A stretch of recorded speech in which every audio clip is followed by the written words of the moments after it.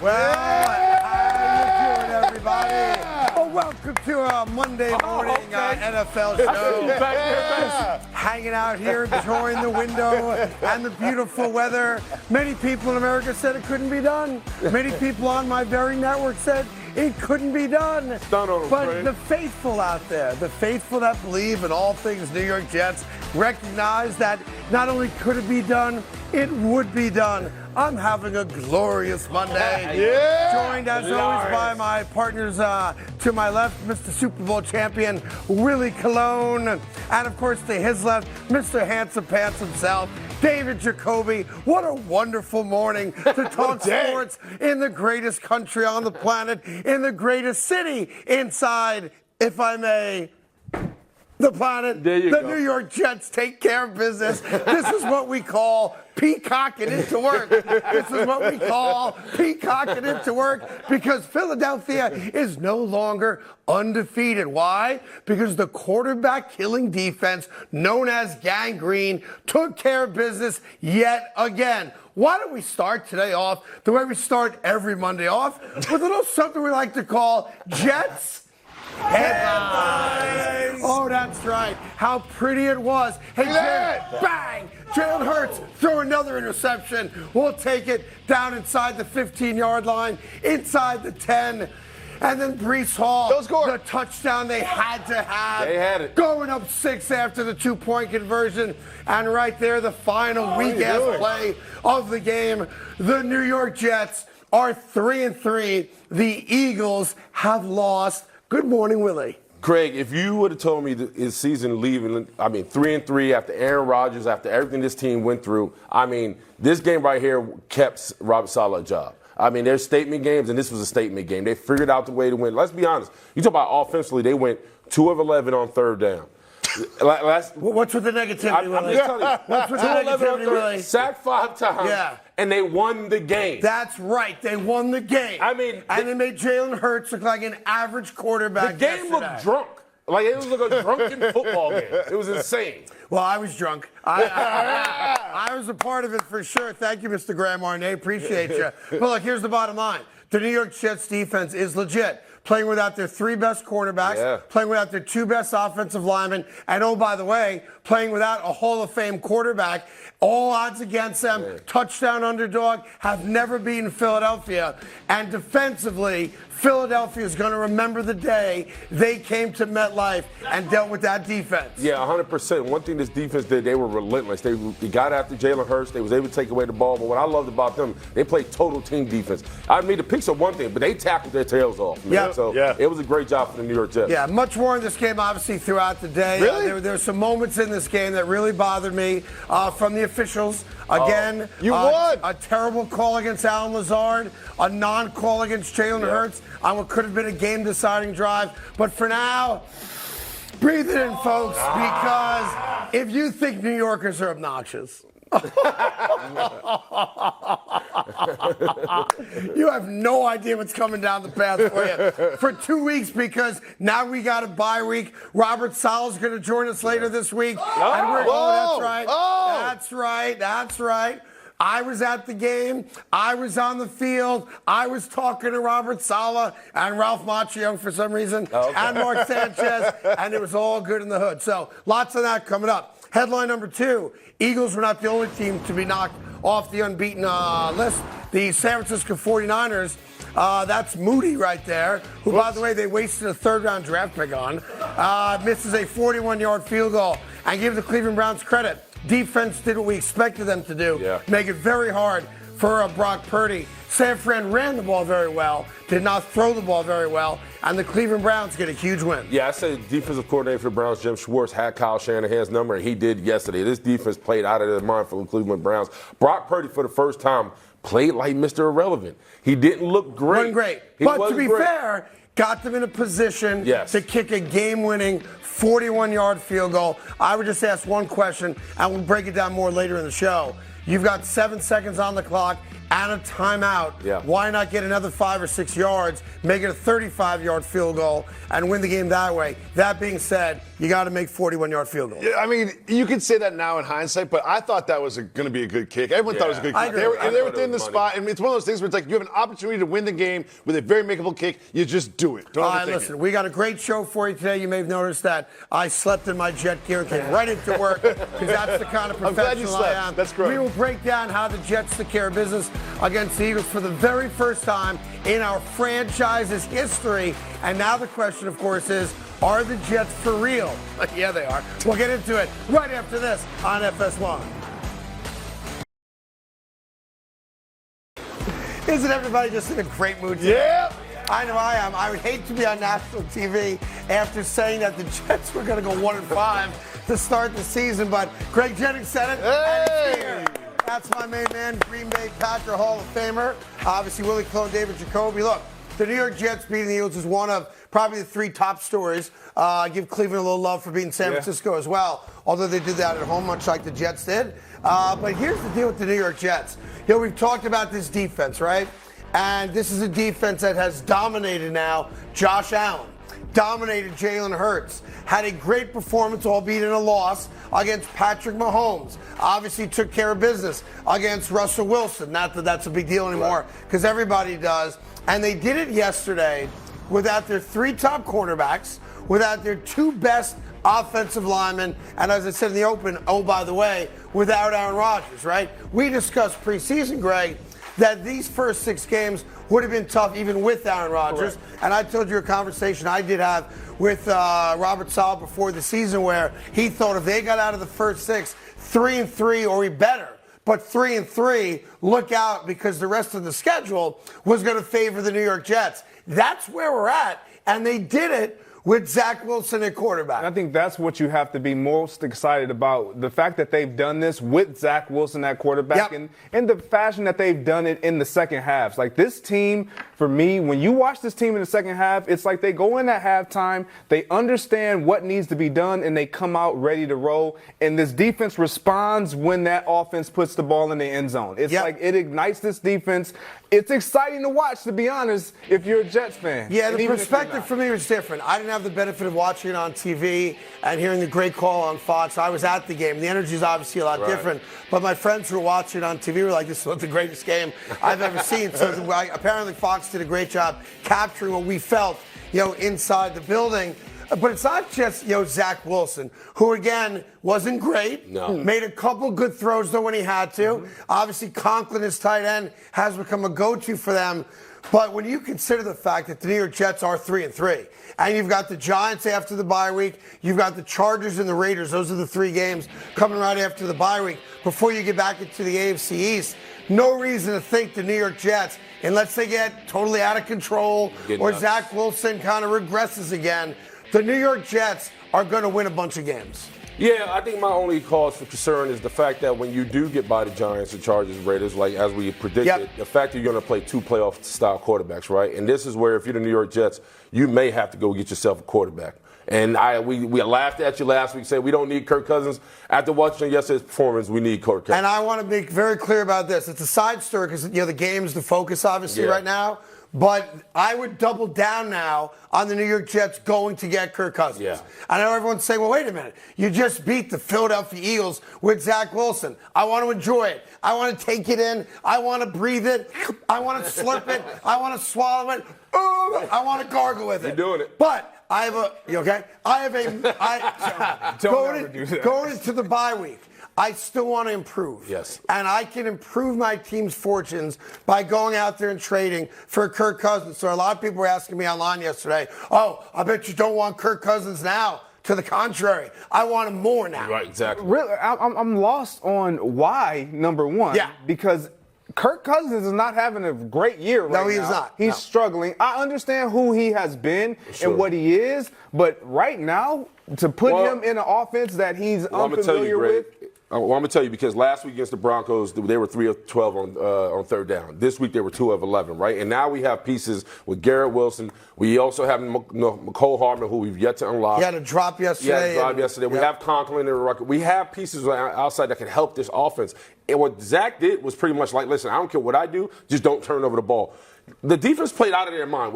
There's no negating that. Nevertheless, man, they're going to need a quarterback that can win them games, help them extend drives. You talking about, listen, the first play of the drive, the Eagles went 19 plays, right? Yep. You need a quarterback to respond in a positive manner. When you have a veteran quarterback who's competent and can throw the football, I know Kirk Cousins can be pick happy. But right now, what we're getting out of Zach Wilson isn't enough if we're seriously talking about this Jets making a playoff team, making a playoff and making a run in the playoffs. I'm going to tell you what I do like about Zach that we don't give him enough credit for. And I don't think you guys as fans give him enough credit for.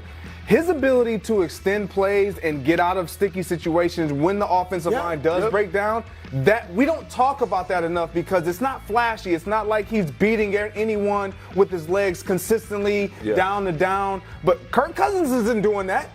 If Kirk Cousins is more of a pocket guy, not that he can't move, he just truly refuses to move. They wanted him to get outside the pocket and extend plays and beat opponents with his legs all this time in Minnesota, and he has not done it. And so when I look at him behind this offensive line, I don't see him having that ability to do that and extend those plays the way that I just think he's a better quarterback who's much more experienced quarterback. Yes, I agree with that. But that. I appreciate the fact that a guy like you who's a wide receiver who understands competent quarterback play more than all of us on this table, all due respect to you as an offensive lineman, I appreciate it. That being said, I got a shot right now. Yeah. And as much as I give Zach Wilson a lot of credit, this kid came from the abyss. His career is over. Correct. And now all of a sudden, he's got the New York Jets at 3-3 in part because of his play. And I want to make one point because I know a lot of teams, a lot of fans out there, namely in San Francisco, are yelling and screaming today about the officiating in yesterday's game. I'm going to do the same thing, even though our Jets won. Because there's two plays in yesterday's game that could have cost me the game, and I was prepared to come in here upset yet again that the referee stole one from us, just like they did against Kansas City 3 weeks ago. First off, there's an offsides on Philadelphia, free play. Zach Wilson scrambles to his right, looks everywhere, finds Garrett Wilson. Garrett Wilson gets down inside the 10-yard line, and then the flag gets thrown because Alan Lazard physically got in the way of an Eagle defender. And he pulls up, by the way. Who sees him coming. It's not from the side. It's not from behind. I read the new rule. That is not an illegal crack black block, and that never should have been called, and that could have cost the Jets the game because instead of the ball being first and goal inside the 10, it's 2nd and 40 from midfield. Yeah, on top of that, you can see Alan Lazard, he pulls up a little bit. And it's really a cross-body block. It's not like, listen, I played with the great Hines Ward, who made a career of crack black blocks. What Hines used to do, he should have got arrested after some of them.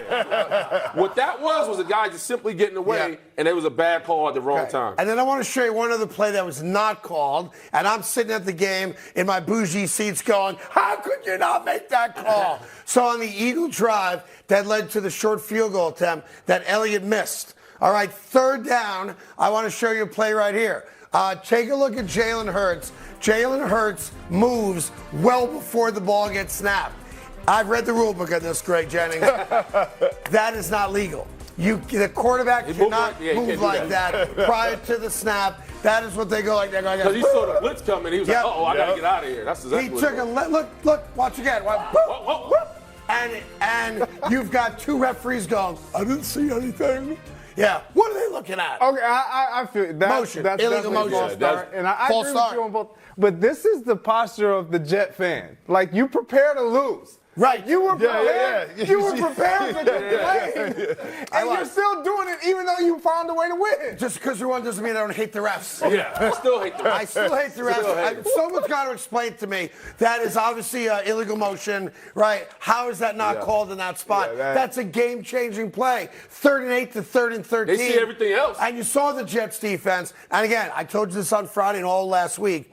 The only bugaboo for me was going to be, as they got pressure on Jalen, his ability to escape it. He did that so often yesterday, typically running to his right, stiff-arming guys, making plays. And that was my biggest fear, and we overcame it. And this Jets defense, we can talk about Kirk Cousins, we can talk about all the other things, but we need to celebrate the Jets defense today because the linebackers, Mosley and Williams, were just perfect. Like there was like a perfect game. Man. Yeah, I mean, it was like you guys remember that one tackle when Robert Saleh did the thing at the same time? That was an amazing play. Like this Jets defense, when Zach Wilson went down and they beat the Bills, you came in here and sat right there and you said they're going to win with defense and running the ball. That's what I said. They kind of got away from that a little bit, and they've got back to that the last couple of weeks, and that's how they're going to win games. It's how they win. This is where you got to give the Jets credit, man. You talk about at corner, they started Bryce Hall, and they started a practice squad guy by the name of Craig Jones. Yep. Nobody knew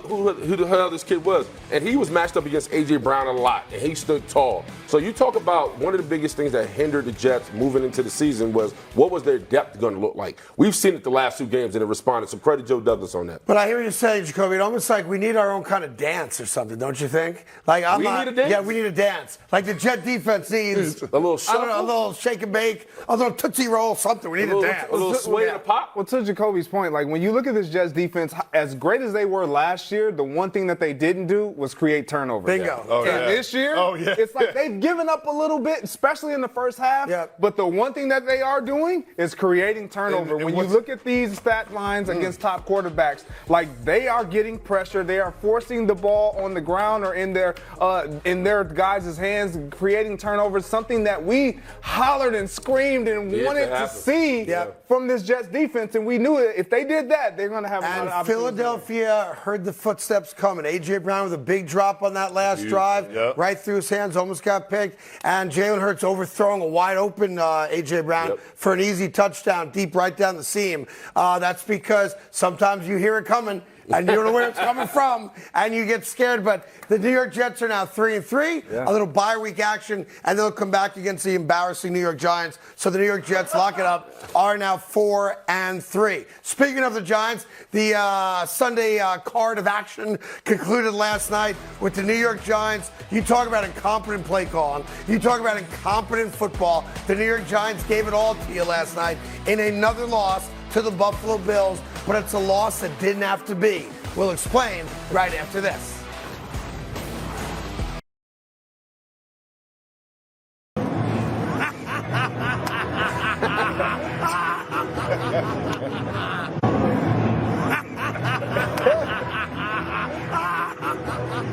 I mean, you can loop that for 2.5 hours. I'm not going to lie to you, that's Graham Ornier and Jets win speech. Right there, but all good. Welcome back to the Carton Show. As yes, the New York Jets do go to 3-3, and they end, the streak of having never, ever, ever beaten the Eagles franchise ever. 0-12 going into this game. And the New York Jets, they probably saved their season, but also now allow guys like me and Willie to dream the impossible dream, which is we are absolutely a playoff team. More on that coming up. Let's get back to Jacoby for First and Football. First and Football, let's check in with the other New York football team. They had this opportunity to beat the Bills in a huge upset. Yep. Okay. There's a lot of controversy about this call. This is on the heels of another pass interference call. The Bills went away with the win. Are they lucky to survive this one and get the win? Yeah, but not just because of that play, but let's compartmentalize. So on this play right here, that is blatant holding. Yeah. There's a reason, I don't know if it was you said it on the show, maybe James Jones said it. There's a reason why cornerbacks wear gloves that are the same color as the opponent's jersey, because the refs can't see it. So you had a white glove on a white jersey, and if you look at it again from any angle, he is, maybe it's Antonio Cromartie who said it actually, that's right, good call, upstairs, he's blatantly holding. He's not turned around, he's not making a play on the ball, and he's got Darren Waller's left arm, which prevents him from going up with all 6'6" of himself and making a game-winning touchdown. That's not the only reason, though, the New York Giants lost this game.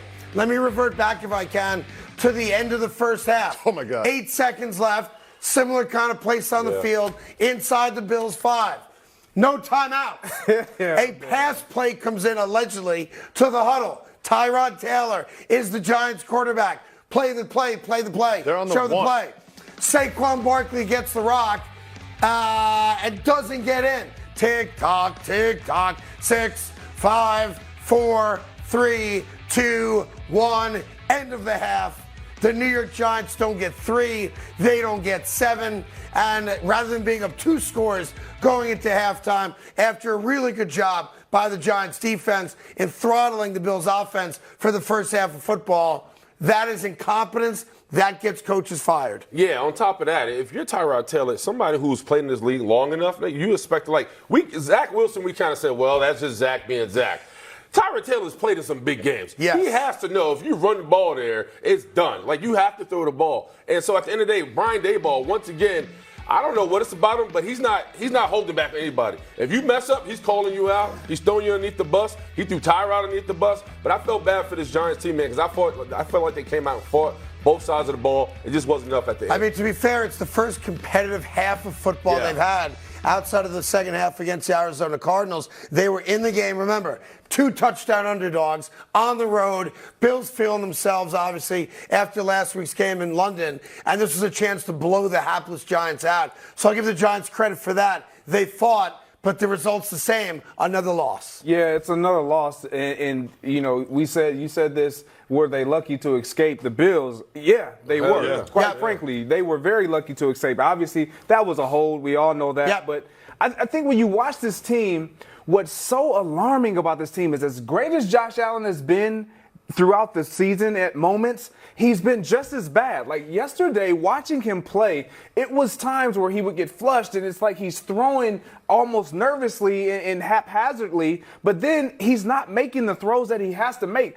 3rd and 8, last drive of, not their last, well, no, I think it was their last drive, where he has their tight end booting out, wide open. All he has to do is put the ball on him. I think, do we have this play? Yeah, he pulls up short Here's on the him. play you're talking about, yeah. And it's like he's one of the best quarterbacks in football. This icy game right here. This is one of the easiest throws you're going to have. The field is cut in half. You know what you're going to have. You're sideline or nobody. You got to hit your tight end. And it's not that he doesn't hit him.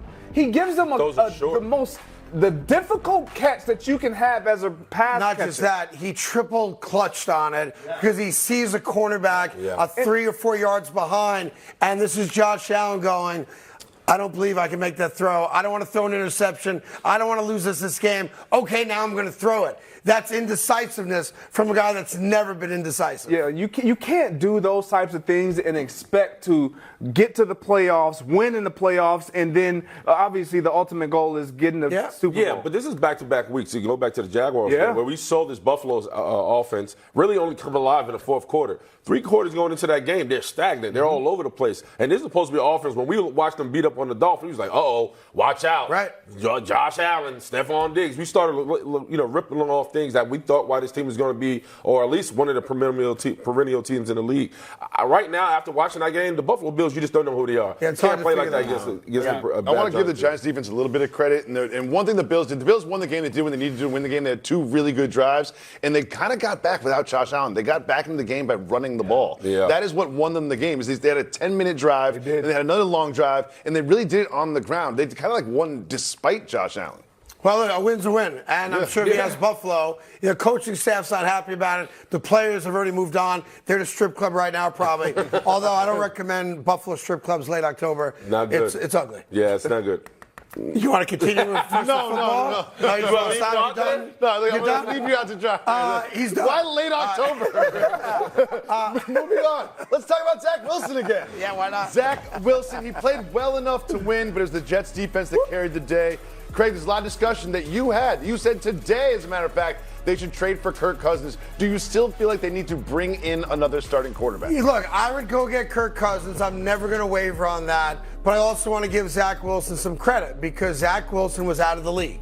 Zach Wilson was incompetent. Zach Wilson couldn't throw the ball 5 yards to his left or right without bouncing it once. And there's no possible way that the New York Jets are going to win games with Zach Wilson as the quarterback. And here's the reality. I'm not saying it's been pretty, it hasn't been.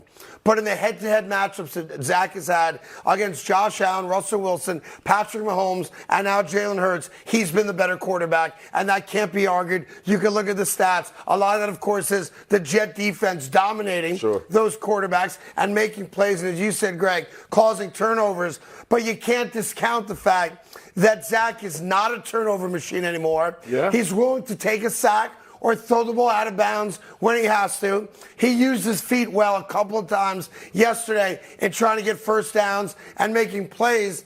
and he is playing confident football. He made a couple throws again yesterday with tight man-to-man coverage, whether it's to Garrett Wilson or to Tyler Conklin, their tight end, who's overtaken C.J. Uzomah as the go-to tight end on that team. And even a third-string tight end caught a ball where Zach Wilson's playing confident football.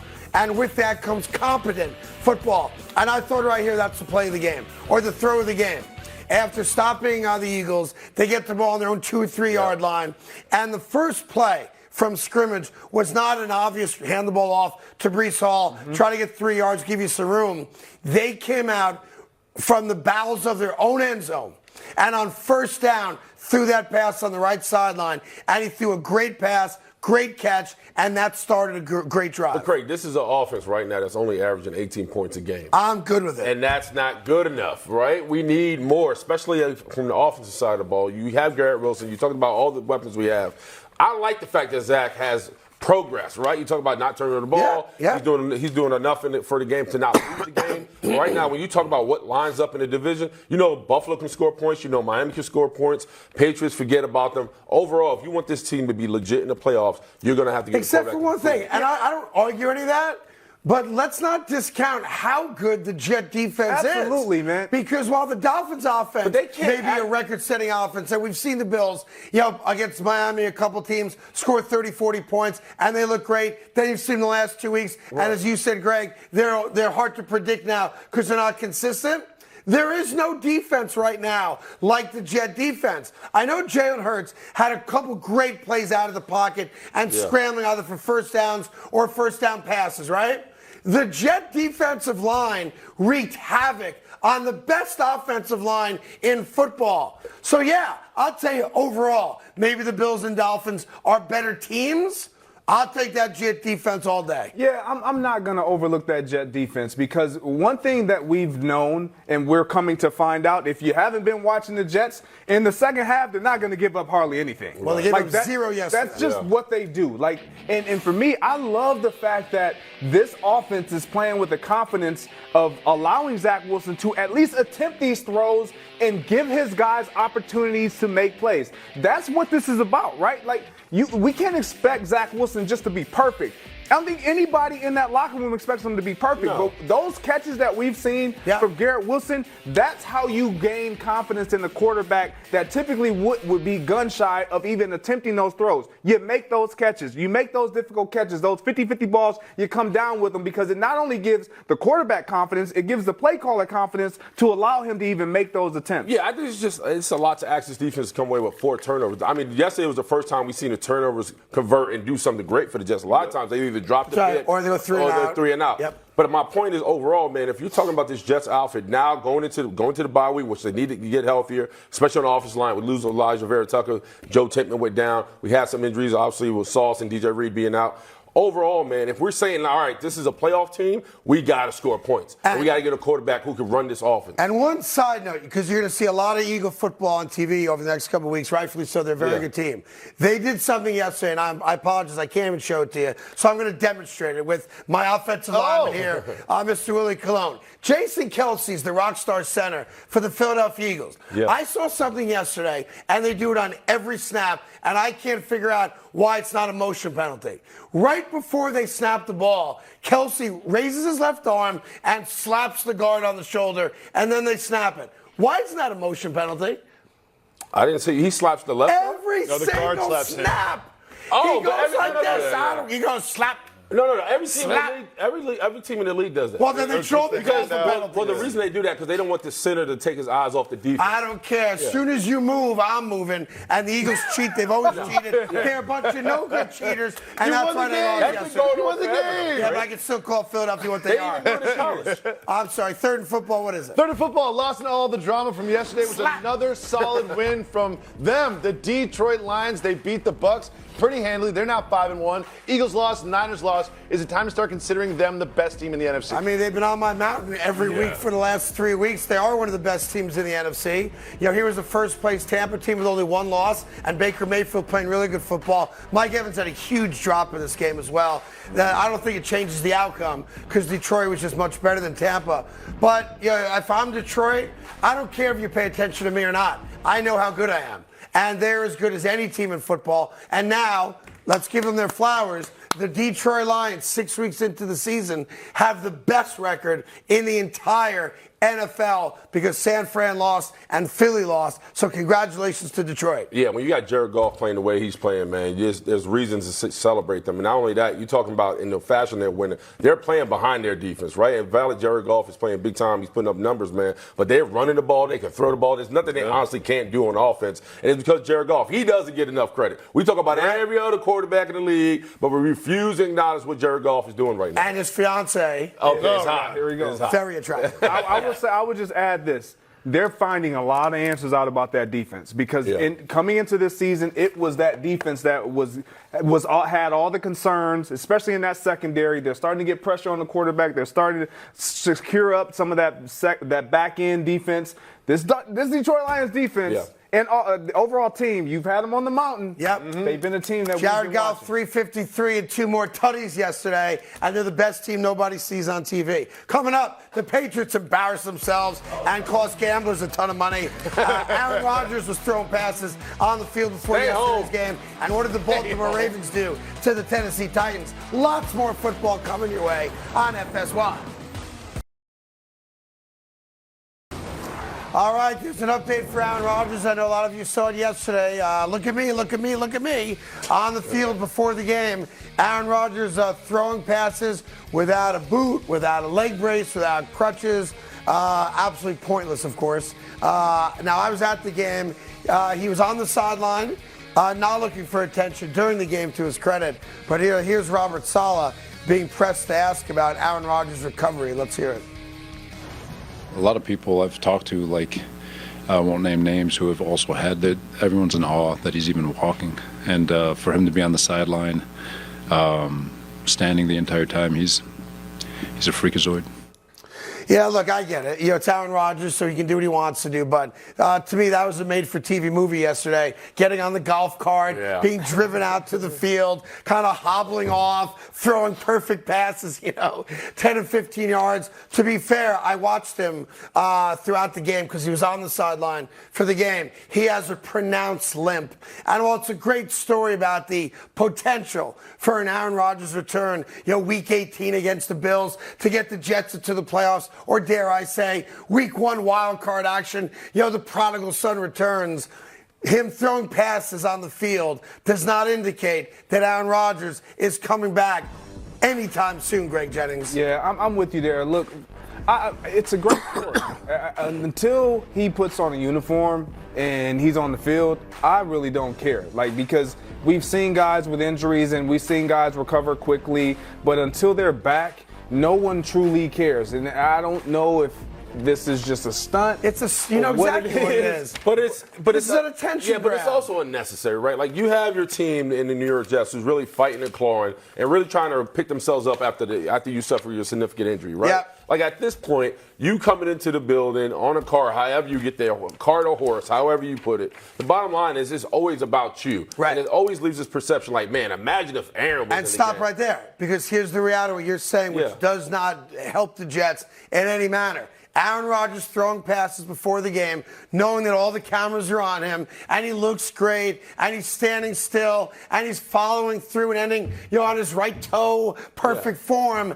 That actually goes against what the Jets are trying to do in building up Zach Wilson and his confidence, because everybody saw that and went, ooh, Aaron Rodgers is coming back. Oh, imagine if we had Aaron Rodgers. Oh, the king, all that crap. And the reality is that Aaron Rodgers is not coming back to play anytime soon. And by the way, if you want to play catch, you can do it anywhere you want. In the building. You don't have to do it on the field before a 425 game against an undefeated Eagle team, knowing the cameras are going to catch. And nobody's saying they don't want him in the building. Yeah, exactly. You know what I mean? Like, there's a difference. But to the contrary, I like having him around because it's good for Zach Wilson. But this display of, look at me, I'm ahead of schedule, I threw a perfect spiral, that was selfish and it was unneeded.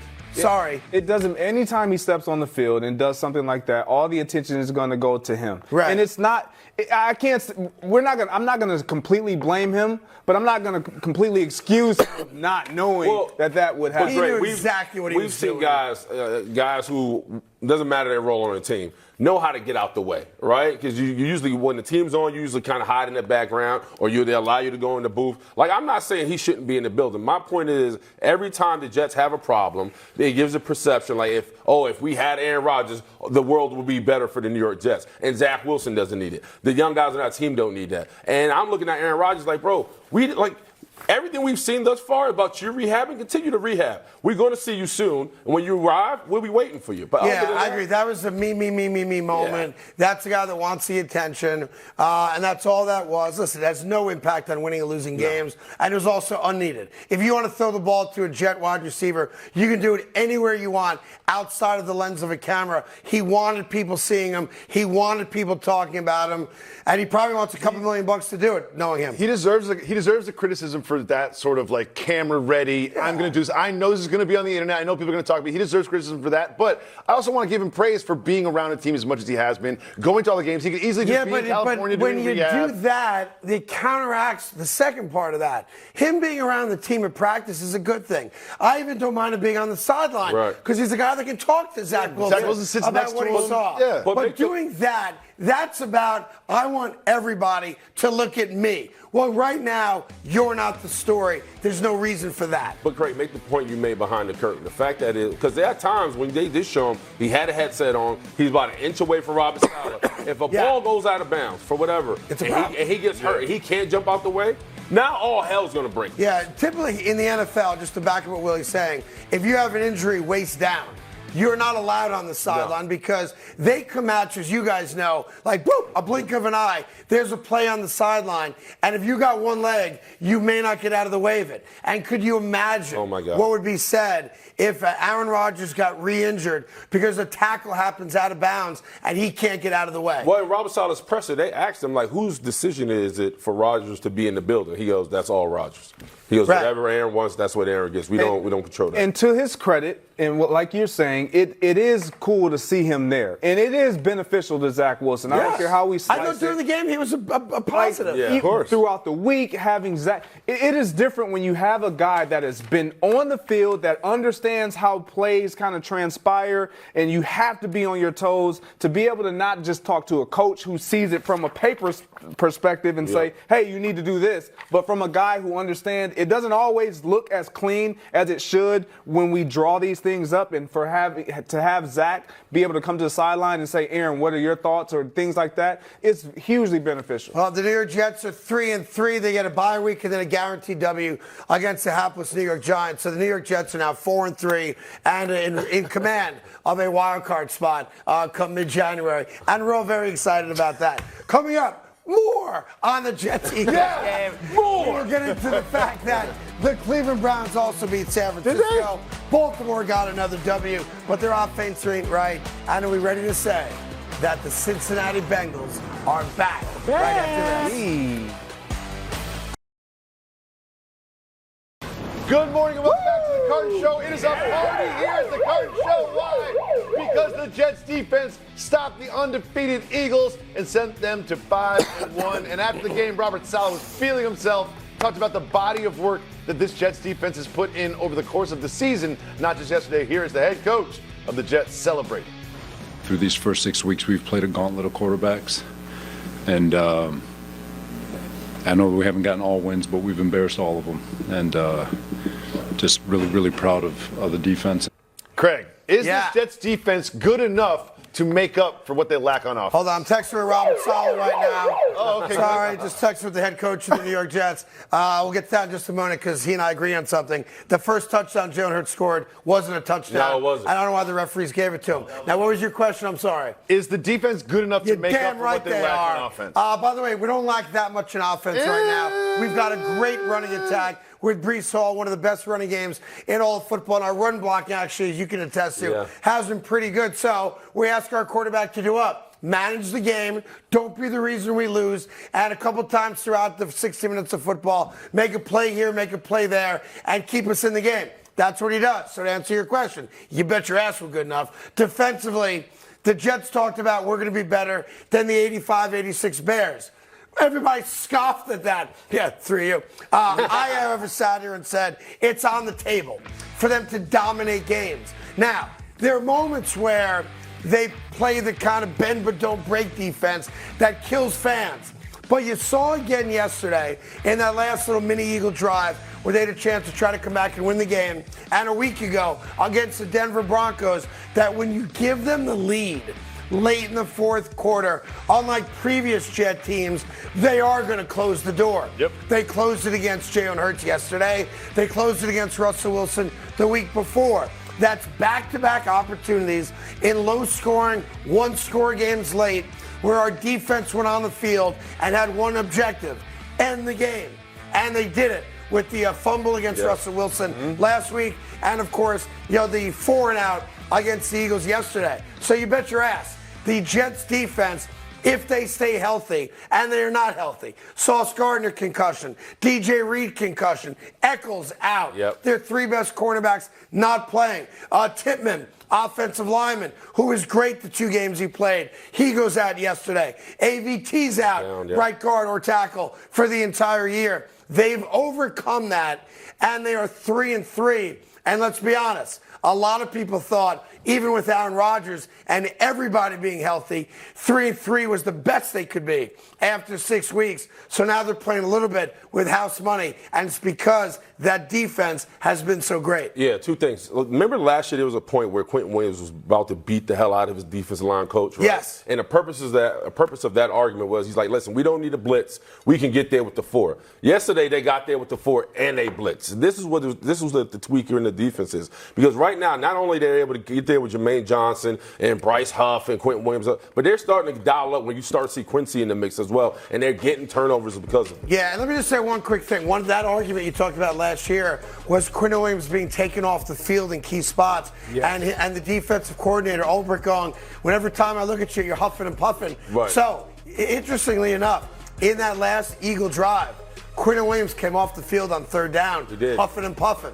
Now, there was a timeout. He went back on the field for 4th down, but that was a key play, and Quentin Williams was not on the field, which a lot of people can view as a negative. I flip it. It shows you what the Jets have been talking about, the depth of that defensive line. So many. And the interchangeable parts where they can't even dress all of them week to week. Lawson's in one week, McDonald's in another week, and that depth helped. Yeah, on top of that, the way they were playing on the defensive line, man, I mean, you talking about this Eagles offensive line that leans on you, that pounds on you, especially sets you up for the fourth quarter. They held tough in a lot of crucial moments, but I got to credit Robert Saleh, because from week 1 through week 2, you talk about a dragon in the media, right? Like, we cannot, he was sitting up there saying, no, Zach Wilson, that guy. And we're like, well, the tape doesn't say it. Right? Like, what are you smoking on? Well, this team is a good outfit. Well, you're losing games. Like, he stood in the fire week after week, and now he's starting to see everything come to fruition. He doesn't get enough credit, because I think most coaches would have folded. Brian Daboll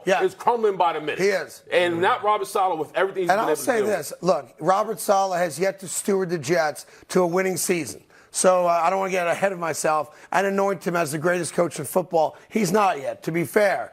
But yesterday was a signature win, not just for the franchise, but for the combination of Joe Douglas, their general manager, and Robert Saleh. There's no guarantee that those guys come back, even with the injury to Aaron Rodgers, if this season goes the way the Giants season is going. So I agree with you. Robert Saleh has been a steadying force for these guys. He's never lost the locker room. And even with the quarterback play being up in the air, they never lost faith that they were good enough to win games. Yeah, and I think the most impressive thing when I'm watching this team is we talk about what they need offensively, and this defense really just wants their offense to put the ball in the end zone one at a time. You see how they celebrate. Like when that offense puts the ball in the end zone, it shoots like I don't know what type of energy and vibes that defense get, but you're not scoring. Yeah. Like they take that field with a sense of urgency and like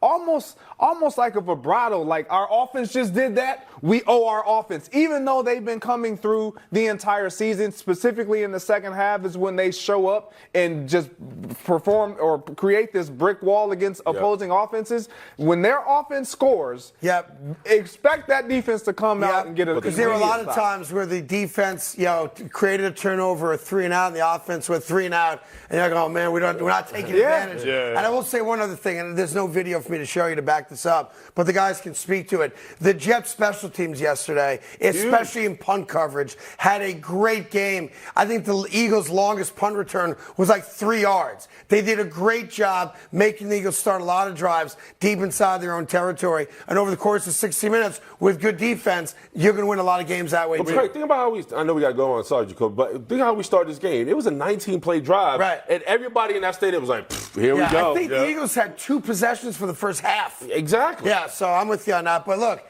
when you win, you forget all the bad stuff. And I know the guys right now probably sitting there at Baja Mar going, I'll have another pina colada. Make it green. Well, one thing we always talk about the Eagles is how good their offensive line is. And Swift, what they've done with Swift and the big holes they create for him, they didn't see a lot of that. They didn't run him. And what they had success doing was Jalen Hurts making things happen with his feet. Do you know why he had to make things happen with his feet? Because he was getting pressure. This offensive line was the strength of the team, and yesterday it simply was not, especially after that first drive. They made the Eagles make plays in ways that no other defense I also blame Nick Sirianni and the Eagles offense a little bit for this. They abandoned the run. They at no point did they try to establish the run against the Jets outside of that first drive, that 19-play drive. I couldn't even tell you a situation where they ran the ball 3 times on a possession. Well, you know why. After that. Because when you hear DJ Reed is out, you hear Sauce Gardner is out, you hear Brandon Adams like, why are we going to spend our time? We're going to light up the scoreboard. And on top of that, when Lane Johnson went down, that really hindered them because now they didn't have that bully on the right side. So they, at one point, was like, all right, Jalen win us a game, and he started throwing picks. You're spot on. When you look in a secondary. It's fact. When you look into a secondary and you feel like, man, this is one of their strengths, and none of these guys are back here. Oh, and we have A.J. Brown, we have Devontae Smith, we have Goddard. We're attacking them. We're gonna. But they also didn't throw the ball deep that much. They didn't. But naturally, going into the game, you expect to have success throwing the football. So naturally, you're going into this game not relying on what you do well, because you understand. Let's face it. As great as the Philadelphia Eagles offensive line is, they respect that defensive line. 100%. You have to show respect for that defensive line, and the fact that defensive line was stout early and they were starting to stop the run, it allowed them to, you know what? Let's attack their secondary. Well, and also credit the Jets defensive line. They was ready for the fight. Think about who started that game. It was Quentin Williams and Al Woods. If you saw Al Woods chase after Jalen Hurts, it looked like a dad chasing his daughter. He just couldn't get there, but he's just like, come on, son. He was close. He was like, come on, help me out, please. So they were ready for the phone booth fight, but the Eagles was like, no, real quick, DeAndre Swift, 10 carries, 18 yards. 10 carries, 18 yards against the New York Jets defensive front. So great job all around. Philly is still a very good football team, but they licked their wounds a little bit. And the New York Jets, well-earned week off. And they get ready for the Giants after the bye week at 3-3. The Jets didn't have the only big upset yesterday. The Cleveland Browns hosted the undefeated Niners. And guess what happened? They beat the Niners. And a lot of it had to do with Brock Purdy. Brock Purdy only had 125 yards throwing. Craig, are you concerned about Purdy's play after this one? No. And Plaxico Burress sent me a text yesterday. I told you he was just a fair-weather quarterback. Look, he put them in position to win the game on a 41-yard field goal, which you should make these days 10 out of 10 times, unless there's 90-mile-per-hour wind in your face, right? I know all that stinks for him. But they didn't lose the game solely because Brock Purdy had his worst game. We told you going into that game, he's going up against the best defense in the entire league, and they're not going to stop being a great defense just because San Francisco comes in. San Fran was up 10-0 and had a chance early to put Cleveland out of their misery, and they didn't. And if you leave a good defense around in a close game, you're playing with fire. And to me, that's what San Fran did. Then, of course, you had the injuries that they suffered to key guys on that team. Debo, obviously McCaffrey later in the game getting hurt. But everyone's yelling and screaming now about, I told you Brock Purdy was a system quarterback. I told you can't count on Brock Purdy. Here's, to me, the definition of an MVP quarterback. You're having a bad game, and you throw all that to the side, and you put your team in a position to win the ugly game with a field goal late, a 41-yard field goal against the best defense in the NFL. That's what Brock Purdy did. They wasted a third-round draft pick on a kicker who's supposed to make a 41-yarder. Now, he missed a longer kick earlier in the game. I think it was 56 yards. So I'll forgive that. Sure. 56 is tough, on the road especially, right? But that kick's got to be made 10 out of 10 times, and that's why they lost the game, not because of Brock Purdy. So I agree with a lot of what you're saying. However, when you look at this 49ers team, this was a moment for Brock Purdy to shoulder it and put the team on his back and say, you know what? We're going to win because of me. Not because I put this team in position to kick a field goal, but because I thrive even when guys go down. And that didn't happen. Now, I'm not blaming it on him. Yeah. But what I'm saying is this was his moment to shut up all the critics that are saying all the pieces around me are why I'm having this tremendous amount of success. When McCaffrey went down, obviously Debo going down early, it changes who you are offensively because of the role that they play. Specifically, the two guys that are pretty much interchangeable that you can get the ball to anywhere along the field. Now it's like, okay, we got to have our young quarterback who hasn't lost in a regular season game shoulder this offense. And did he do it?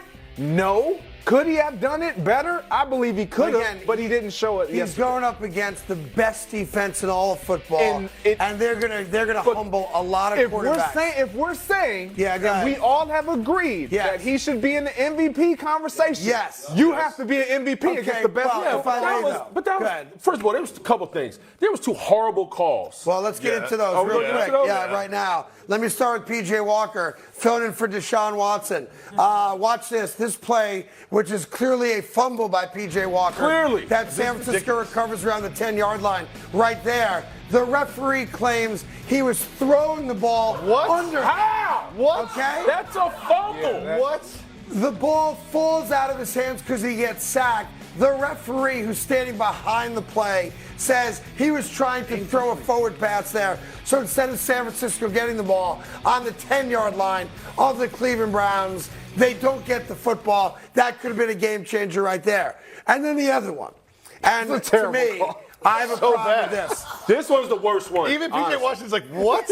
He's like, I was trying to, what? Yeah, PJ's like, okay. I'll take it. I'm throwing the ball. But the next one coming up. Well, seems really disturbed. We don't have the one that you want. Disturbed he is. Because I found one that's even better than the one you want. Really?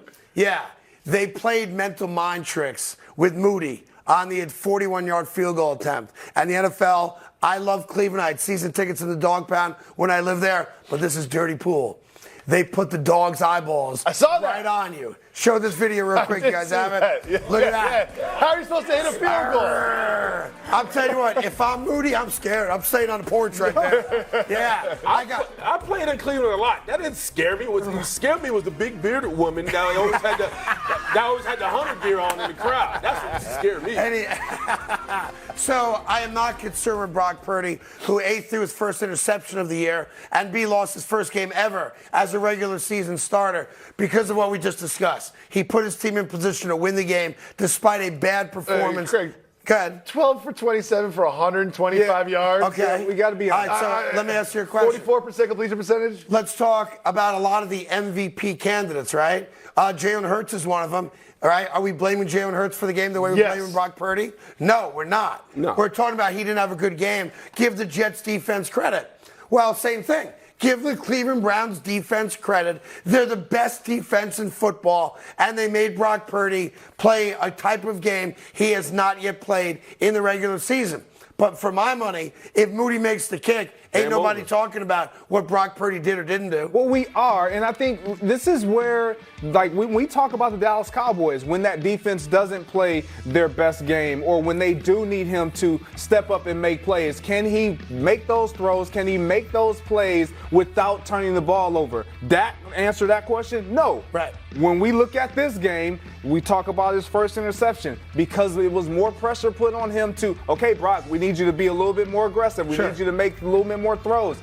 The turnover kind of bit him. Now, did he lose the game for his team? No. But what I'm saying is this was a moment for him to win the game for his team. But I think, and he didn't deliver. But if you at least, and I'm with Craig on this, if you at least put your team in position to win the game, in which they had an opportunity to win with Moody, that's all you can ask for, because not every quarterback is going to play great. And we understand. We said he was Mr. Irrelevant. You don't even say that anymore because how great he's been playing. Yep. Undefeated, leading this offense that's been like a juggernaut throughout the NFL. However, I do have to put this on the defense of the San Francisco 49ers, because going into this game, you were considered a juggernaut too, and you lost to a backup quarterback in P.J. Walker. You know what I mean? So as much as we want to say, oh, Brock had a bad day, well, you got to stop him. And there were 2 calls late in that drive prior to the one that cost him the game, man. And so I'm looking at the Niners defense. You got to be just as good as the Browns on that aspect, and you weren't. And I wonder, from the Cleveland perspective, I'm sure today they're not in love with Deshaun Watson. No. Hasn't played well. Yeah. Not that they think P.J. Walker's the answer, but P.J. Walker, who?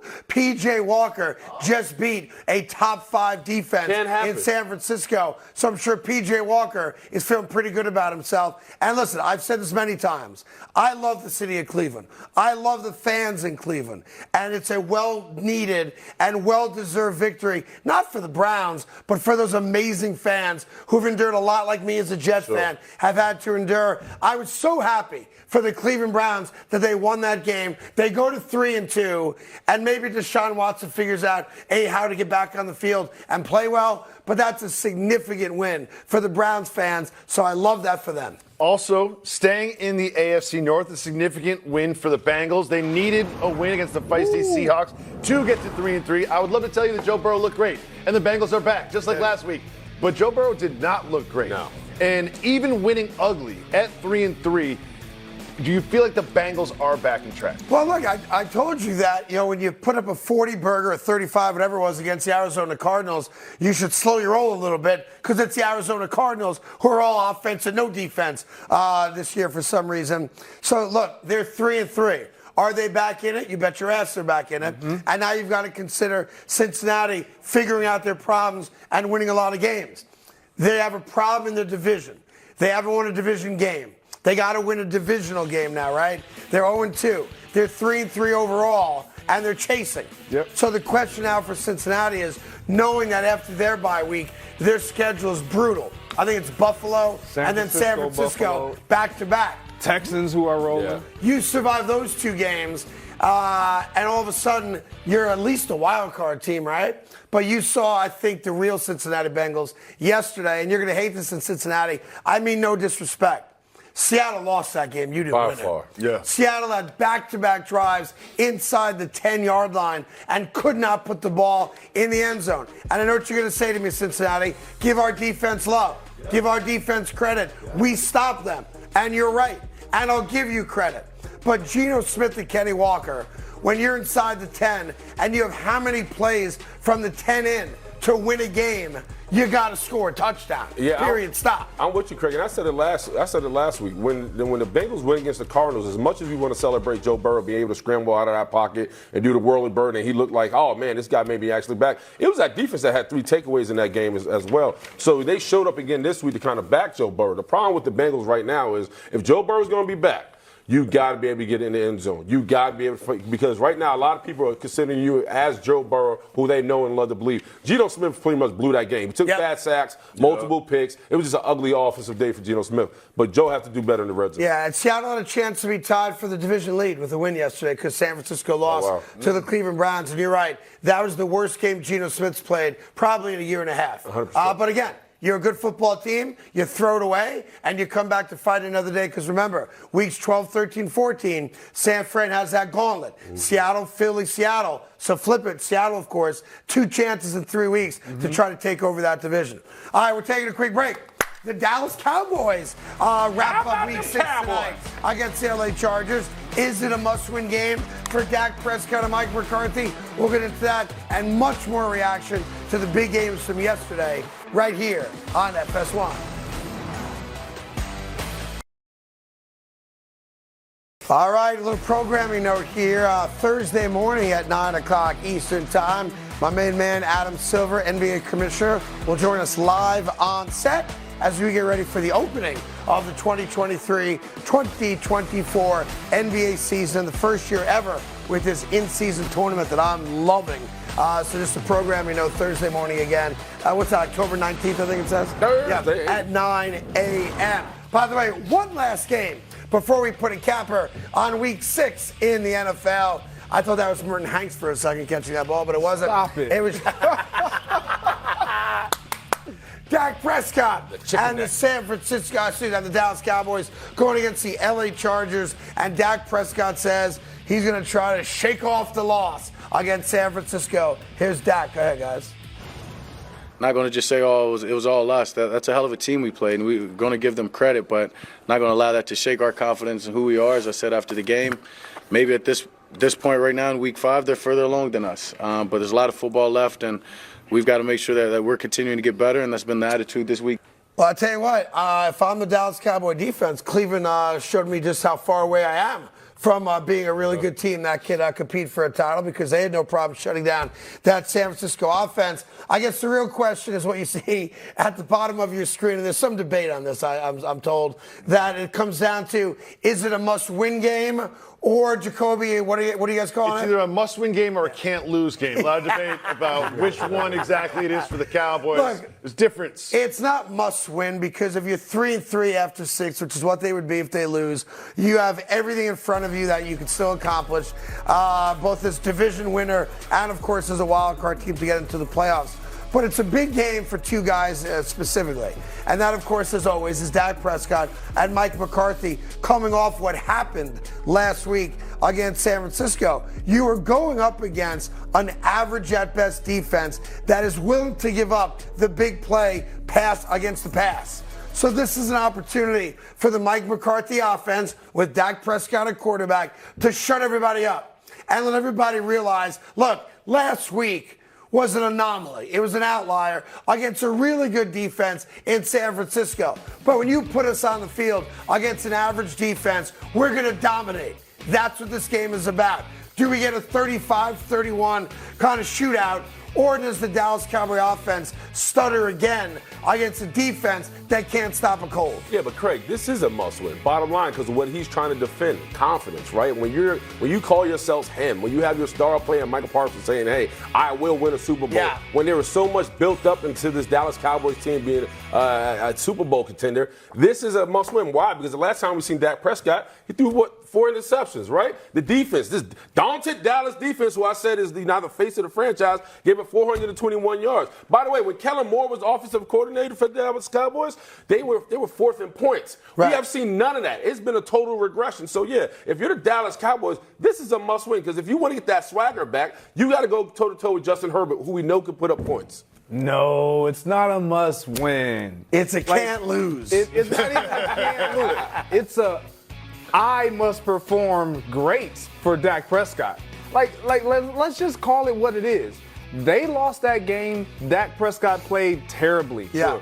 Against the 49ers. You cannot have back-to-back performances when we expected you to go up against a good defense. We understand that. But you can't perform that way. You can't be the reason, we all talked about it, that you lose the football game offensively at the quarterback position. Now you're going up against an outfit that you feel like you can put up points against, that you can advance the ball. You can't be the reason again why we look at this offense and say, or this team and say, man, we have questions around this team, and it starts with the quarterback. I can tell you this, and Willie, I'm sure will double down on this with me, as you probably will as well. You too, Jacoby. One of the Cowboys' biggest problems in offense this year, even in blowout wins against New England, the Giants, and the Jets, is that their red zone offense stinks. Horrible. From a standpoint of scoring touchdowns, right? Well, you're not beating the Chargers if you don't score red zone touchdowns, because they will.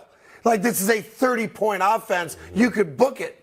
So I'm trying to figure out where the Dallas Cowboys are getting their 30 points from. I know they got talent. I know they've got guys who can make plays. We just haven't seen it outside of CeeDee Lamb. They don't use their tight end at all. Their running game has not been great. No motion. And when you build up this 3-1 record, which they did, with the only loss after 4 games being to the Cardinals, and you go back now and look at it, you're like, well, wait a minute.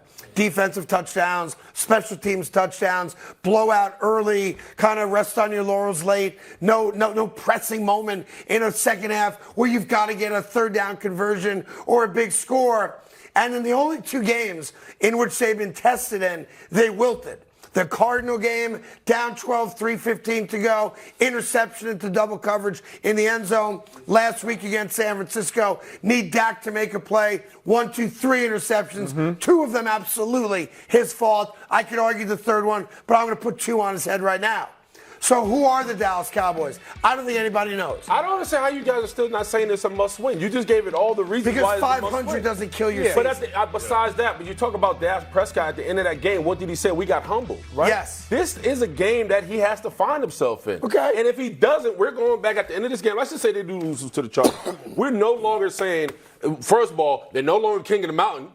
They're bottom. You don't even look at them but being a top 10 in the NFC. I agree. On top of Dak, now you're talking about Dak. You may have to somehow be done with Dak and start looking for a quarterback for the future. I think they're doing that already anyway. But look, I'm with you. If they lose the game, their season's not over at 3-3, but it's going to be an ugly couple of weeks. It's not ugly. the 3-3 part. Let's compare and contrast them to the Jets, right? The Jets win 2 games, 3-3 into a bye, momentum, feeling good about themselves. Right. If the Cowboys will have the same record, 3-3, but losing 2 games, going into the bye, questions about Dak, questions about McCarthy, all the media attention. So I think you're right. This is not a must-win game. But if in the event they lose, it gets really bad. I'm just putting on my player's hat, man. After getting whooped by the 49ers, we lose this game. I'm starting to look around the locker room like, man, we're not them no more. Let's cut all the podcasts out. Stop talking. Everybody put a curfew on the team. Nobody's allowed to go outside. I'll do you one better also. It's a fair comparison. Let's say they're both 3-3. Use the Jets as the comparison, right? The Jets feel good because, the Jets beat Josh Allen, Russell Wilson, not as good, obviously, and now they just beat Jalen Hurts. Dak Prescott beat Danny Jones, Zach Wilson, and an offensive line that couldn't figure out how to block, and Macaroni Jones. And lost to There's Josh a Dobbs. big difference between beating 3 really good quarterbacks and 3 quarterbacks who are barely in the NFL. And let alone are they trying to go up against just the personnel that's going to be on the field in the Chargers. But you got a former offensive coordinator that's over there running that offense. Yes. That defensively you're going to want to get after. Like even offensively you're going to want to show that it wasn't him. This is who we are. We're better without the guy that's calling plays for the Chargers. So there's a lot that goes into this game. Even if you're Mike McCarthy, like you're calling plays, you're going to want to outperform your former colleague. Like this is a reality that the Dallas Cowboys have to live with. And it's not like I understand what you're saying as far as must win because of all the things they're saying. But none of us, even if they lose this game, believe that the Dallas Cowboys aren't making the playoffs. I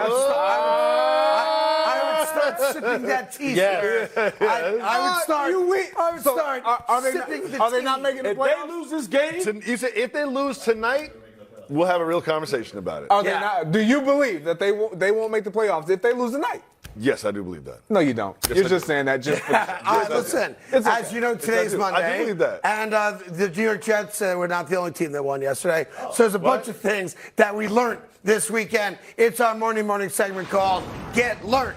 These are the things I learned. You guys can double down or whatever you want to do with me on that, all right? Here we go. First thing I learned this weekend is that notorious PIG, the Piggy Smalls, has never lost a game. And again, at MetLife Stadium, Piggy Smalls is now 12-0.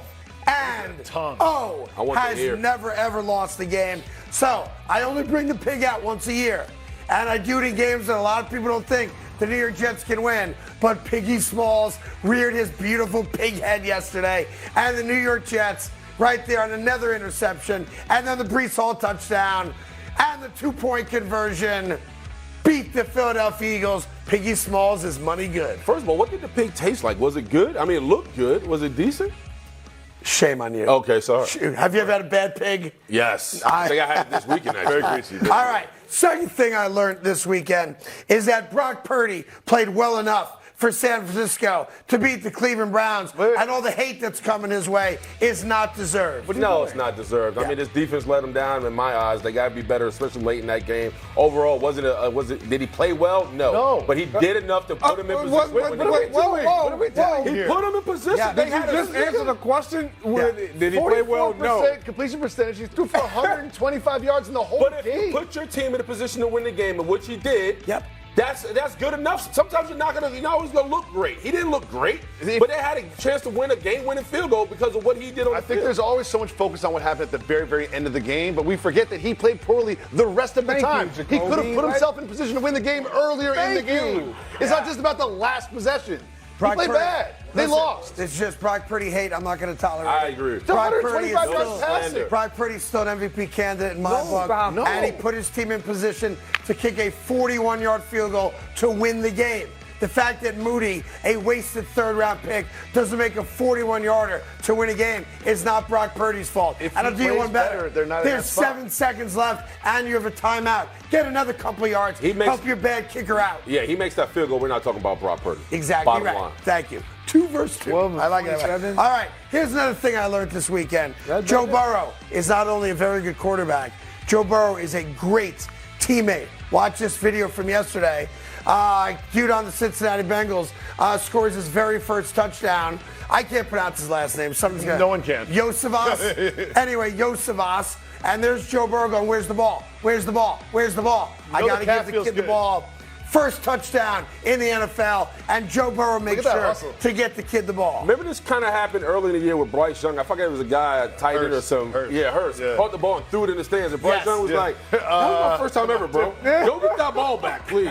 So kid heads I up by also think Joe Burrow. he ran over there pretty fast. The cut, you know what I mean? Planted. His calf calf very feels good. good. Yeah, I Calf agree feels with you good. on that. That's a good calf. That's a solid calf. His calves go. My calf. man's got a Good good pig, calf good right calf. there. Another thing I learned this weekend is that the Bill Belichick era is officially over. Oh, yeah. Macaroni Jones again yesterday. Yeah, don't take a safety. Oops. And by the way, Mason Cover. Crosby getting the safety there helps the Raiders, Max Crosby, pardon me, helps the Raiders cover the number too. So not only does New England lose, they don't cover the number because Macaroni Jones has no field awareness whatsoever. And a little kept secret there. Bailey Zappi was not the backup quarterback yesterday. No. They brought in the kid, Malik Cunningham. Cunningham, who had a great summer. And that shows you how far Belichick has fallen this year. They're 1-5. They've never been 1-5. He still goes to Macaroni Jones, and he has no faith in his backup quarterback either. The Belichick era is dead, and we all want to sing, the Wicked Witch song, don't we? How's it go again? Ding dong. Yeah, thank you. Greg would know it. Greg knows that song. All right, another thing I learned this weekend came from the winless Carolina Panthers as they got embarrassed again yesterday by the Miami Dolphins. Get Watch him. the Panthers punter. I'm a kicker. Get him. All right. Yeah. Get Toughest guy in the Panthers Did is 53 their live? punter with a weak headbutt. Give me the dive. Bang. There's the dive. No flag thrown that I can see right there. But that guy does not want to lose another game. And that's the punter headbutting a linebacker. Yeah, if I'm that linebacker, you lose points there, That's brother. tough. Like, you got to slam that punter in his neck, put him back in He his got a place. lot of texts. Yeah, like, how you take a flop to a punter? Yeah. Like, come on. And while many of you were sleeping over the weekend, I've been told that professional hockey is back. The NHL season has started, I guess so. And this is what I love about the NHL or hockey in general. Fighting in hockey is still awesome. Give me a little hockey fighting from the This weekend. in particular. Look at this. Look at this. I got veal. I I got was veal. just about to say, I'm what you taking the got? guy right. I got the man in red. I got the guy in seen white. it. Oh, right I've there. seen it. Drop some. Get some. Just get some. Get some. Overhand. Overhand. Overhand. Yeah. Chopping wood. Yeezy. Yes. Ow. Beating the snot out of each other. Oh, how is Stand that there. illegal? Tuck By your the- chin. Listen, there ain't no winner to that fight. Oh, And man. give both guys credit. That's a Donnybrook right there. That was awesome. That was better than Logan Paul, better than Dennis Tommy Taylor. Fury, better than KSI, better than all of them this weekend. That was the best fight. Man. Hockey fights are awesome. That was rough. Now, we have to take a quick break. I apologize for that. But on the flip side, if you are just tuning in, and you went to bed early yesterday, you may not know that the New York Jets are on their way to a Super Bowl. We'll explain How early why do these people go to right bed? after this. By the way, speaking of bad football, how about Colorado blowing a 29-0? Oh, man, look at him crying. God. Oh, He had to bet on that game. Clearly. yeah. yeah. That's Oh, why yeah. you shouldn't wager on football, college football right there. I think we can now stop the Deion's the greatest coach in the history of football conversation. Now, when you blow a 29-0 halftime lead and losing double overtime to Stanford, and you're right, that guy ain't crying because they lost. No, that he guy's is crying not. because, He just blew the unfortunately, house. bingo. Yep. Yes, mommy, daddy. I don't know. Yeah, exactly. You know that? Well, I know how that conversation goes. All right. It is what it is. Meanwhile, tons of NFL football to talk about as opposed to that sorry program. And let's go to Jacoby for first and football. First Yes. in football, we start with the other New York football team. The Giants had the ball on the one. That's a with hole. chance to win the game. This is after a PI was already called that brought them to the one. They did not call the second one in a row. Did the Bills escape with a lucky win? Yeah, I mean, they did, 100%. Look, as you said, they got called for pass interference to get him down to the goal line there. But I don't know what the ref's looking at. He's holding Darren Waller's jersey the whole way up. It does bring to mind, though, Antonio Cromartie, a friend of the show, who said watch cornerbacks to wear the same color glove as the opponent's jersey so that they can get handsy with them, and the ref might not see the hand. That's what happened right there, because the cornerback for the Buffalo Bills is holding Darren Waller on his left shoulder. So when Darren Waller goes up to get the ball, and he said after the game, I should have concentrated more on getting my left arm up. That's on me. To be fair, your left arm's being dragged down. It's bang, bang. He got one hand on it, couldn't bring it in. But no one thinks about games a month after they're played. So, yes, in the moment, that is a lucky win for the Buffalo Bills because the Giants couldn't convert that touchdown. And at the end of the first half, we'll get to in a second, mind-bogglingly, didn't get any points out of a situation with 8 seconds left on the Bills' 2-yard line. A month from now, you're not going to go back and go, oh, lucky win against the Giants. You're going to go, they won the game against the Giants. But the New York Giants played a big role in it. Show me the end of the first half. 8 seconds left. Ridiculous. No timeouts. You're playing good football. You're shutting the Bills out. Up by 6. Chance to go up by 9 at a minimum. 13 if you get the touchdown. Now, don't play it yet. The play call comes in. It is a pass play. They're out of timeouts. For some reason, Tyrod Taylor audibilizes. It'll be hard to see, but the audible here, guys, is touching the helmet. Yeah. Touching the helmet. Oh, he's telling they're going to their second play. That's what it means. Okay. They're going to So, their second thank you. I didn't even know. Yeah. So, touch the helmet. That means I'm audibilizing to the run. Saquon Barkley, the lone running back. All he's got to do is get 2 yards. Let's get the ball into the end zone. But this is what happens. Saquon Barkley doesn't get into the end zone. And now... And the Bills don't let him get up. Tick, tock. And I should have said the play ended with 8 seconds to go. It started with, 12 or 13 seconds there. And tick, tock, triple zeros on the clock. And look at that. That's Brian Dable saying to a veteran quarterback, what the F were you thinking? Yeah. You cannot run the ball there. We can't stop the clock. Yeah, like, I understand that. You can't run the ball in that situation, but this is the second time now that a quarterback, first it was Danny Jones, where he audible to a run play that was what we heard from Brian Dable. It was called a pass play and there was miscommunication. Now before the end of the half, the same thing happens with a different quarterback. Good job. And we're blaming the quarterback. Like, I'm not saying that Tyrod Taylor shouldn't know better. But you're saying the coach. But there has to be some ownership right now with Brian Dable and how these plays are being called and put in the game. Because for two quarterbacks, two different situations, to do this, you got to take ownership. And by the way, at the presser, not my fault again. Yeah. You know what I mean? Yeah, he lets it know. It doesn't look good, and I'm a Brian Daboll fan because I like the big belly and bald head. I support I support the facts. But at the end of the day, man, like this is on you because this was a game going into Buffalo where we didn't know how the Giants were going to respond, and they fought and they were scrappy. They lost this game, and this was a big play. I want to say about this game, I'm concerned about the Bills' offense. You know, when we saw Jacksonville, I blame that on travel. But what is this a home game?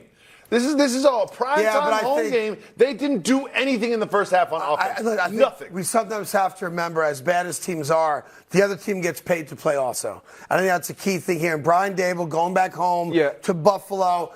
Number one, he knows the Bills as good as any opposing coach in the league knows them. Number two, I think the guys also understand this is a big deal for our head coach. Correct. As bad as our season's going, let's go out there and bust some rear ends to beat the Buffalo Bills, a team we know well, tendency-wise, across the board, right?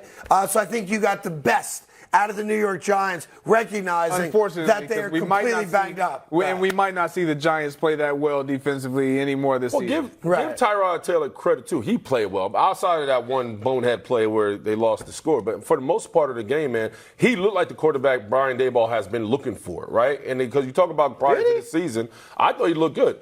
I thought for the most part he was able to get rid of the ball. Rondale Moore showed up. He was able to get the ball to Darren Waller. Saquon Barkley had a Well, I would say this. I think you look at Tyrod Taylor's performance in one of two ways. You got to pick which way you want to do it. Was there offensive scoring? Not a lot. No. So it's very easy to say he didn't play all that well. But I will tell you this, having watched every play of every Giant game this year, as you guys have, the offense looked better. Now, part of that might be Saquon being back, obviously, in the backfield. Their offensive line is gone, riddled with injuries. They don't have a lot of go-to guys to throw the ball to. But I saw an offense yesterday, albeit not scoring a lot of points, that looked competent. Yeah. I mean, that might be the best that offense has looked outside of that one half against the Arizona Cardinals, to be fair. Yeah, that's fair. And I don't want to harp on the Giants because they didn't win the game. But to your point, the Bills, a team which we all believe can score points at will, it's like, what are we going to get from week to week? There's a lot of talk sometimes about Josh Allen and him being on this roller coaster ride. Like, who are we going to get? Are we going to get the Josh Allen that's going to shoulder the team and be heroic in moments? Or are we going to get the Josh Allen at 3rd and 8 and he can't hit his wide open tight end for an easy first down game stealing so let me ask you the question. Situation? Is it possible that the Bills are one of those teams you see every now and then that plays up to or down to the competition? Like if you're the Bills and you're like, the Giants are coming to town, we're 2-touchdown favorites. Maybe everything leading up to that game is a little different. Plus, you're coming back from London. Maybe that plays a small role in it. And when you play against the really good teams, everybody ups the game.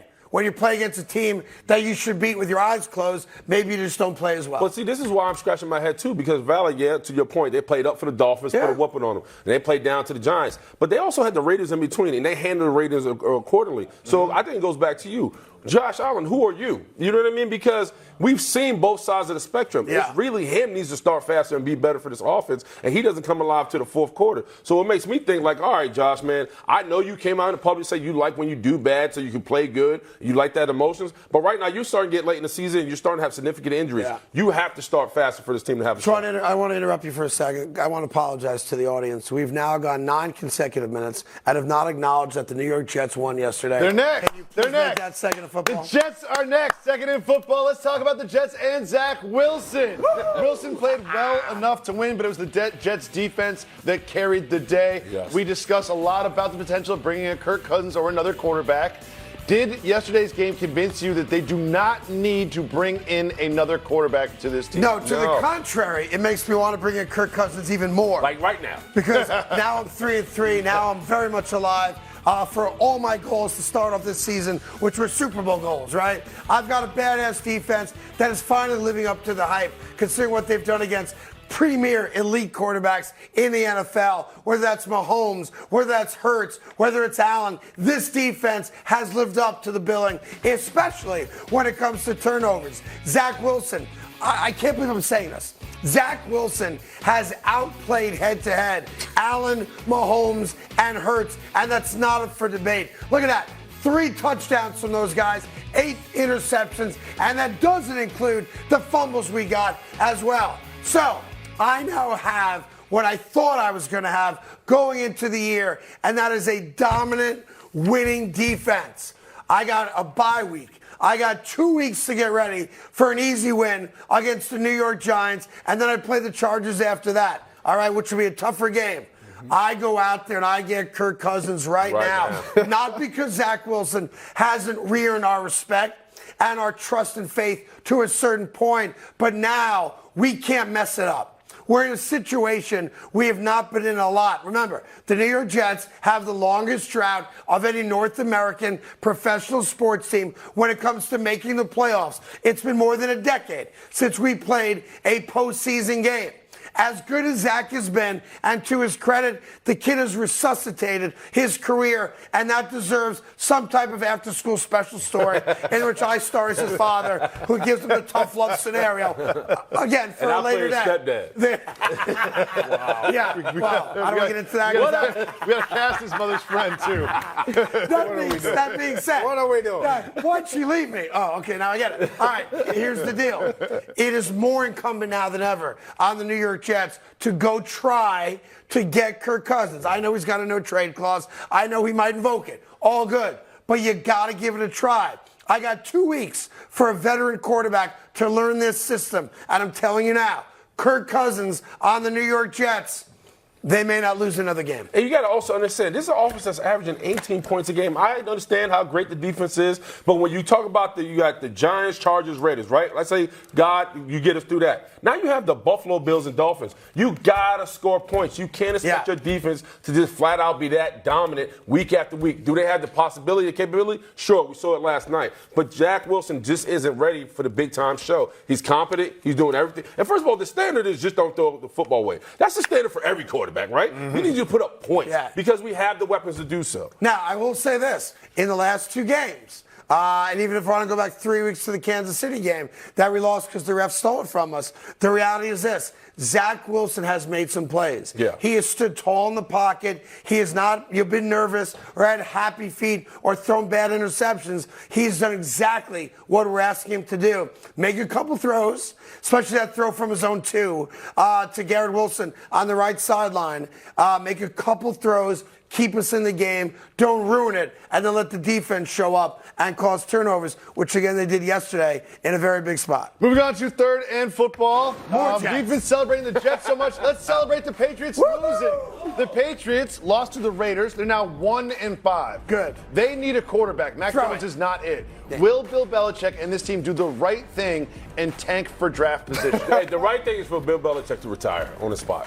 That's the right thing to do. Yeah, you can't lose to this team. The Raiders are in a good ball club. You're talking about Devontae Adams, who only had 2 catches. I mean, they didn't get a whole lot of production out of the Raiders. The bottom line, when Mac Jones, his lack of production and the way this offense looks, and even defensively, they're not a good football team. And if Bill, if you want to go out, this is a good time to tap. I know he doesn't believe in tapping, and there's no tapping in football, but yes, it was bad football. Mac Jones did not look good at all. The right thing for them is to not win football games and get draft position. That's really the best strategic thing for them to do. We all, I don't want to get too in the weeds on this, but we all think, just, tank for, whoever it is, Tua, tank for Trevor, and all that stuff. The college landscape has changed because kids get paid now. Yeah. If I'm Caleb Williams and I'm sitting home making $5 or $6 million a year with an NIL, or pick your favorite college quarterback who's making legitimately millions of dollars, I can now make a decision. Do I want to stay in college, which in the past meant not getting paid, but now I can stay in college, make even more money, guaranteed, put it away, and wait for the right franchise to have the first overall pick. Now, I don't think New England is the right franchise, and I would no longer believe in or allow, if I'm Robert Kraft, Bill Belichick to hang on to rebuild this with a young stud quarterback because it's been so bad. They're going to miss the playoffs 3 out of the last 4 years. They may not get another W this year. And we're all going to sit back. I'm going to roast some marshmallows, put my feet up by the fire, because I can't see New England lose enough. This team has owned the AFC East. They've won 6 Super Bowls with Tom Brady, and they're arrogant you-know-whats. So the fact that they're like, wah, we don't like Belichick anymore, and wah, Macaroni Jones isn't the quarterback, good. I'm glad you're enjoying what the rest of us have, well, not you, but a lot of us have lived through as NFL fans. Not everybody can be Green Bay with 40 years of first ballot Hall of Fame quarterbacking, or the New England Patriots with the greatest of all time. So I love it. And the NFL should celebrate the demise of Bill Belichick, because it means a different franchise has a chance to star now. The Jets, the Dolphins. The Jets. The Jets, and even, I'm going to say it because no one else is going to say it, the Houston Texans, doing a great job right now with D'Amico Ryans as head coach and with a stud rookie quarterback that we sat here and told you during the draft was the quarterback to take, and he's living up to it. And good job by the Texans thus far, 6 weeks in as well. Now, there is a great quarterback who was in the building yesterday for the big Jet win, and I've got a real problem with him being there. We'll explain exactly why right after this me first selfish quarterback. We got David Jacoby, we got Craig Jennings, we got Willie Colon, and we got that selfish bastard, but I love him because he's my quarterback of the future, Aaron Rodgers. That's him about 3 hours before yesterday's game between the Jets and the Eagles. Now, why would Aaron Rodgers get on the field at MetLife Stadium, knowing that there's cameras around, take a golf cart out to the field, limp off the golf cart, and then throw dots for about 10 minutes on the field of play? Well, Robert Saleh, my main man, the head coach, was asked about Aaron Rodgers and all things quarterback. Let's hear what he had to say. A lot of people I've talked to, like, I won't name names, who have also had that. Everyone's in awe that he's even walking. And for him to be on the sideline, standing the entire time, he's a freakazoid. He's a freakazoid. The guy he was talking to was Vinny Testaverde, who was in the building yesterday and had the same exact surgery, albeit 25 years ago, and never came back to be the quarterback he was throughout his career. That being said, there's two aspects to this, right? Well, there's three. The Jets won the game. That's all that matters. Now the side stories. Aaron Rodgers being on the field, to me, is a bad move. Because the immediate thought is, I can't wait for Aaron to be back. He's so much better than Zach Wilson.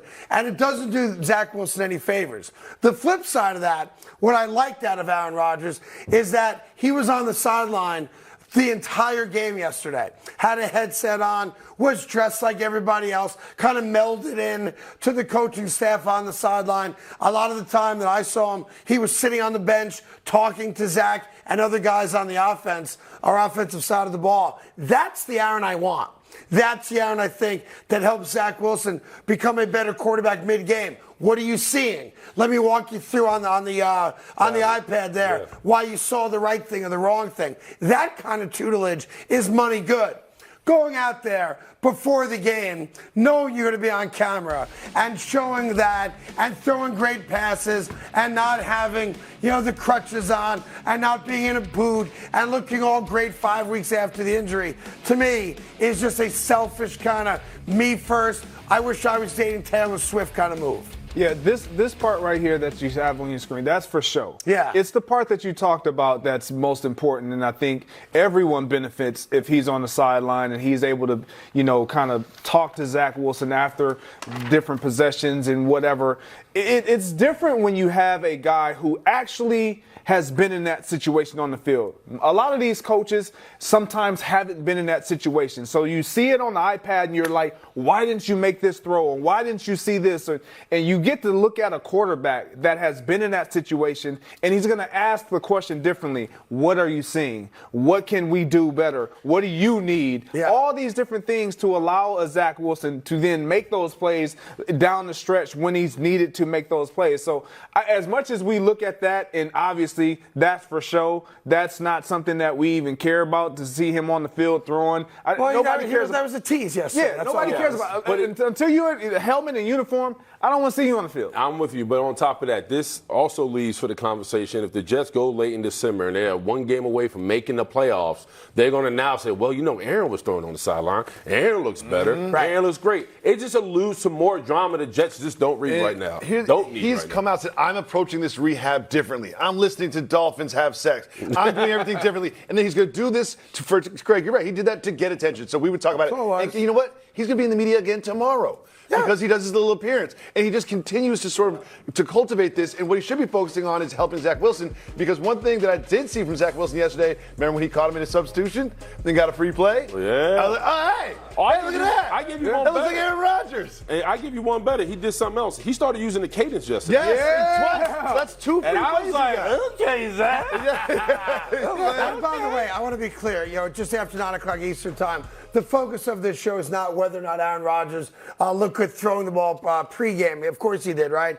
The story here today is that the Zach Wilson New York Jets at home yesterday, coming from behind, beat a team that was undefeated and a franchise we've never, ever beaten before. Say that again. Like that. Yeah, that's right. That can't The get glossed over. Philadelphia Eagles were 12-0 historically against the New York Jets franchise, okay? And the New York Jets knew that going in. And without the three best cornerbacks, their two most talented offensive linemen, and Aaron Rodgers, the New York Jets told Philly, go back down the Jersey Turnpike and go home, because we're the kings of I-95, not you tools. And the New York Jets are now 3-3, and ain't nobody wants a part of that badass defense and that game manager in Zach Wilson, who I would replace tomorrow with Kirk Carton if I could. But in the moment, look, you're not going to talk me off the ledge, because what a great 24 hours it's been for me, for you, and all Jet fans out there.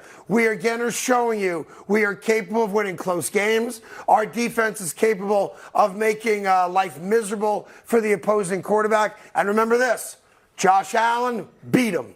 Patrick Mahomes should have beaten him. The refs killed us. True story. Jalen Hurts beat him.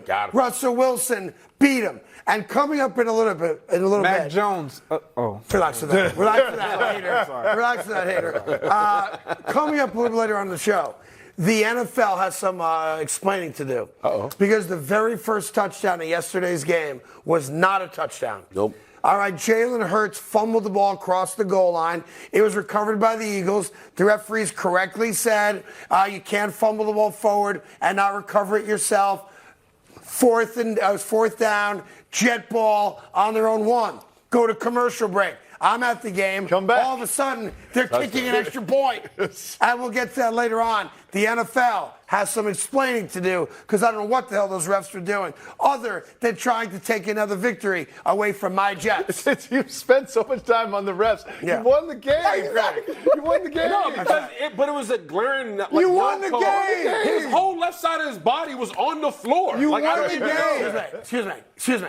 Excuse me.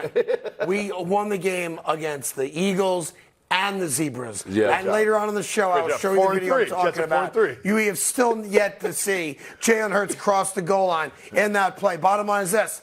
Eagles no longer undefeated. Jets 3-3, bye week, guaranteed W against the Giants, over 500, almost by Halloween, exactly like we told you on the show. It was going to go down. Coming up, the Cincinnati Bengals have saved their season. I'll show you this play in which the Jets got screwed by the referees, and we'll get you ready for the Dallas Cowboys-Chargers game tonight. All right, look at that belt. Look at that handsome, sexy belt. That's the belt of a champion, the New York Jets. Good morning and welcome back to the Carton Show. We have your early morning headlines. I don't know if you guys know this, but the Jets beat the undefeated Eagles in MetLife Stadium. Craig was in the building. Craig. J-E-T-S. Jets. Thank you, sir. The defense carried the day. Is this defense good enough to make up for what they lack on offense? Yeah, obviously, right, they have. They're 3-3 because of this great defense and an offense now that is not as predictable as it was the first couple weeks when Aaron Rodgers went down 4 plays into the season, where they were very predictable. Run, pass, punt, run, pass, punt, and it became run, pass, punt. They believe in Zach Wilson.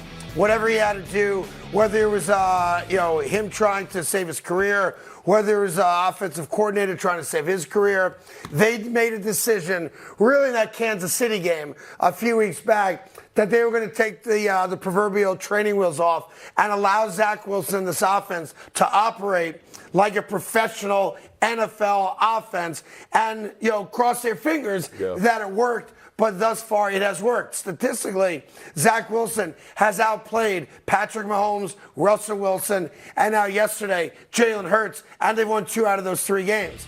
So it's smart. It's smart coaching. It's smart football. Get the ball to your best players. In this case, it's Garrett Wilson, as you see, making a catch there, and this catch on the right sideline, right there, from their own goal line. And, of course, getting Breece Hall the ball. Breece Hall was a fingertip away from breaking another huge run, maybe for a touchdown yesterday. So do what's been done before, right? You don't have to reinvent the wheel here. You've been plenty of teams historically that relied on great defense, really good running, and a quarterback who can manage the game. By the way, it's the recipe some teams have had in getting to Super Bowls. The Rex Grossman Chicago Bears, the Trent Dilfer Tampa Bay Buccaneers, and on and on. So I'm not saying the Jets are going to or going to win a Super Bowl. I'm saying there is a recipe for how to get there, and that is rely on the strengths of your team. In this case, a great defensive front, a really good rushing attack, and a quarterback who is now capable of managing a game and making 3 or 4 throws when needed to give them a chance to win. Yeah, I think you said something too. Now there's a recipe to how Zach should play within that offense. Yeah. Right? There's a couple times during the game where they moved the launch point, where they actually had a moving pocket where he rolled out. That was good. He used the cadence yesterday. That was great. And he was able to use his legs. When that pocket started to collapse, he didn't retreat to the back. He stepped up and actually got first down with his legs. So you saw the progression with him yesterday. Now it's about you don't go 1 for 4 in the red zone. You got to put up points. So now can he do that? Yeah, I think there's a flip side to this game that, because I'm a Jet fan, maybe we're not talking about enough. So if you just indulge me for 30 seconds here,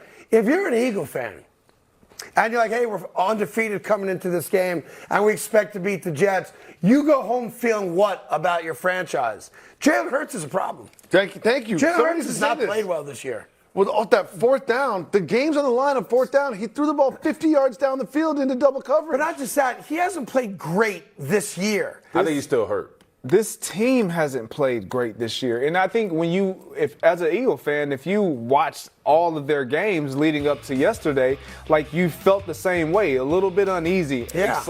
Grateful that you were 5-0, but kind of feeling like this could have happened any week prior to yesterday's game. And so when I look at that, and then you look on the flip side with the Jets, which I have a question for you guys, specifically you, Craig. Like I've heard you say several times when it comes to Zach Wilson, like he's doing exactly what you want him to do, but yet you want to trade for another quarterback. Yeah.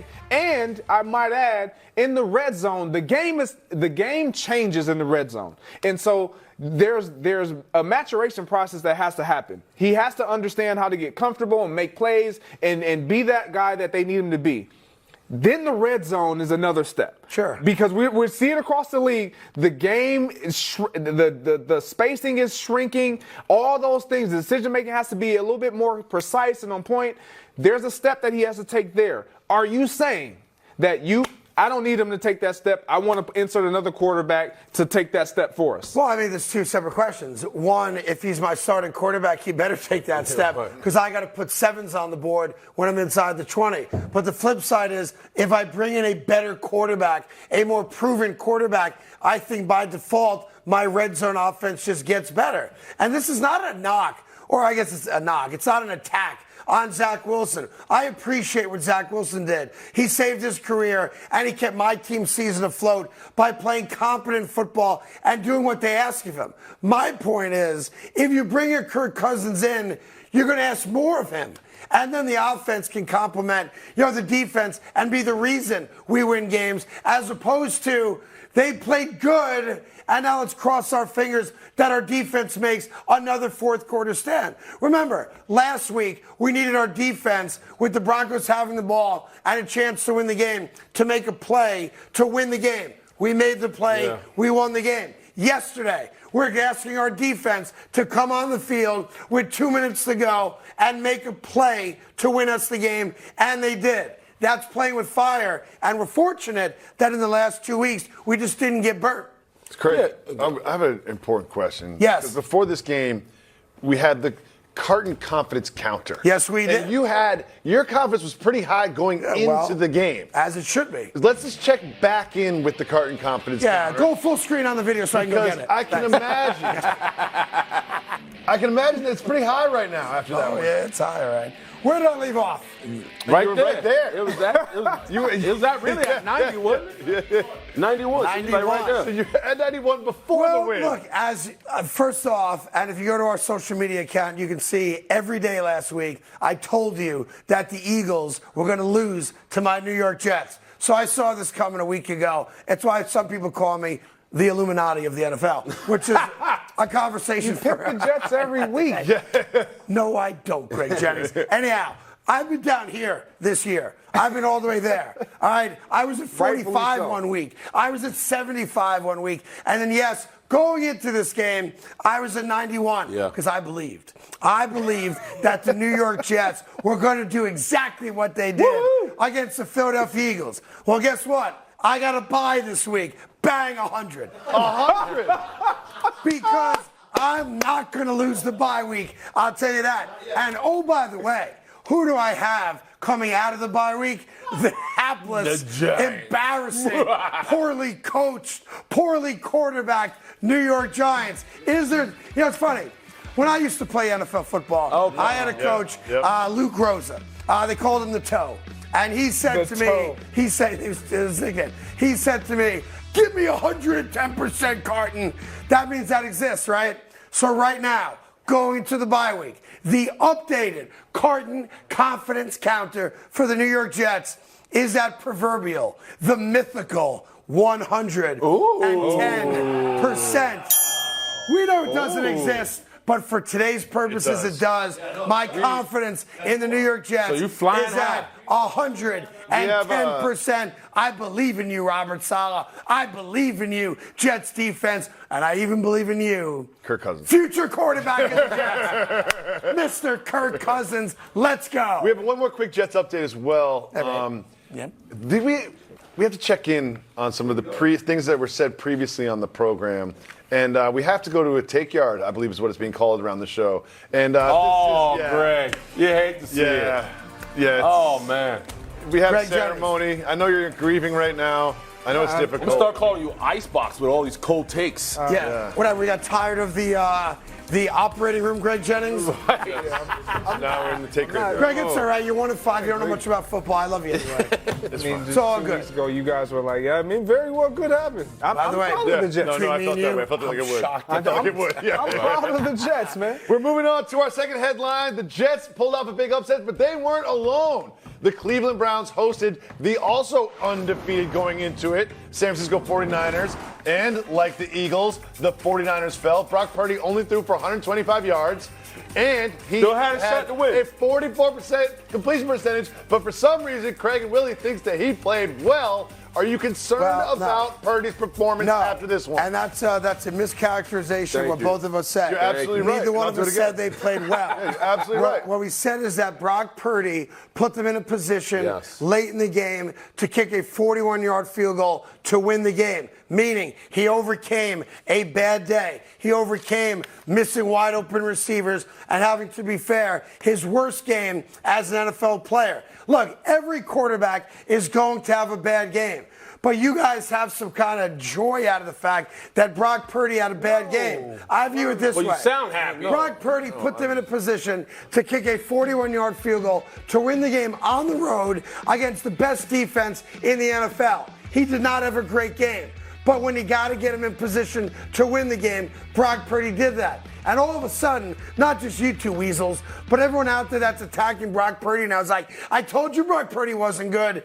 Every quarterback in the history of the NFL has had a bad game. Yes. He had a bad game on the road against the best defense in football. That's all it was. Okay. And if Moody makes a 41-yard kick, guess what? You ain't talking about Brock Purdy's bad day. No, I am. And it's not that I was rooting for Brock Purdy. It seems like Not it. at all. I like Brock Purdy, and we talked about this. I was seem on like the bandwagon of saying that, he should be in the MVP conversation. However, my point that I'm making, and I will continue to make, is that yesterday was a moment for him to say, I am the reason why we win.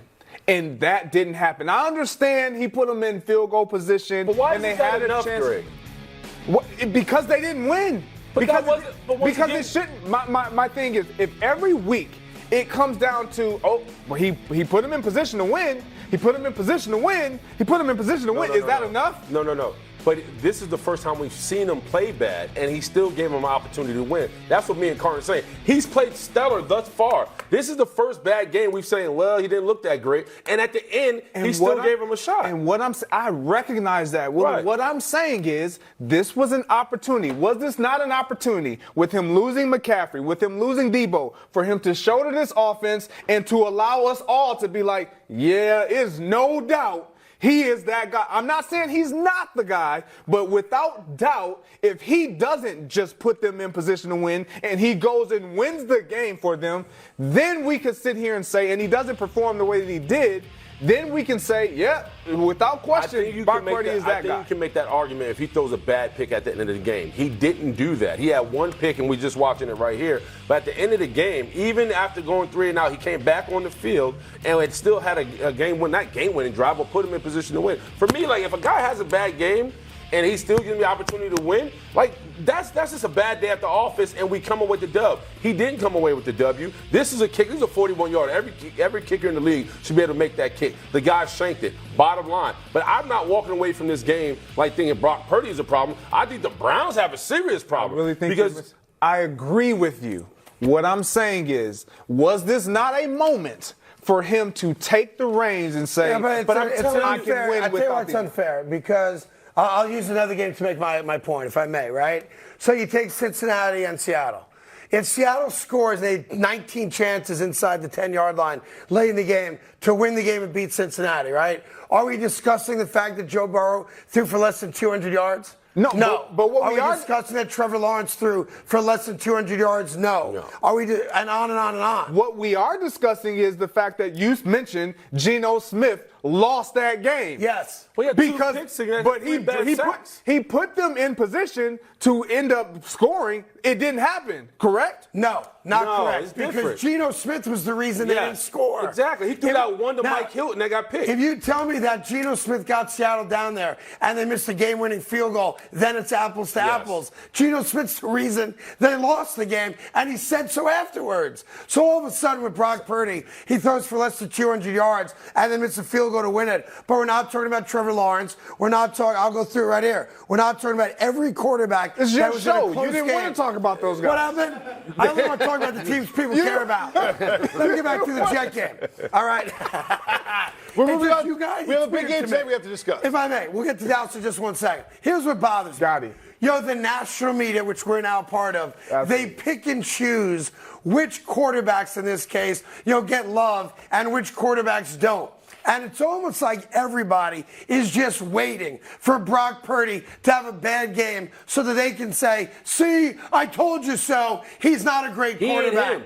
The guy lost his first regular season start ever and still put them in a position to win the game. But for some people, it's always got to be, oh, it's a system thing. It's not a Brock Purdy thing. Like, we judge him differently than we're judging almost every other quarterback in the NFL, and I'm not going to stand for it because it's not right. Thank you. Okay. To another quarterback. By the way, I have to say, after yesterday's action, while Brock Purdy's not going to win the MVP, Tua right there is at the top. Yeah, I mean, everybody expected that. It's right there at the top. Go ahead. What else you got? Third headline of the day, tonight's game between the Chargers and the Cowboys is a big one. And that man right there, Dak Prescott, is in the spotlight. I said his name wrong, all right? He's Doc until he's Dak tonight. Huh? Yeah. Well, we'll see tonight. Now, this was a big debate amongst the staff. Is tonight's game a must-win game or a can't-lose game for the Cowboys? Our staff? Yeah. Well, then you're all fired. That's stupid. Look, it's not. It's neither. If you're 3-3 after 6 games, while you're not happy with where you are because you thought of yourselves as world beaters, your season is very much alive. Plus, the Eagles came back to earth yesterday with their loss to the New York Jets. It's a big game, though, for Dak and Mike McCarthy, right?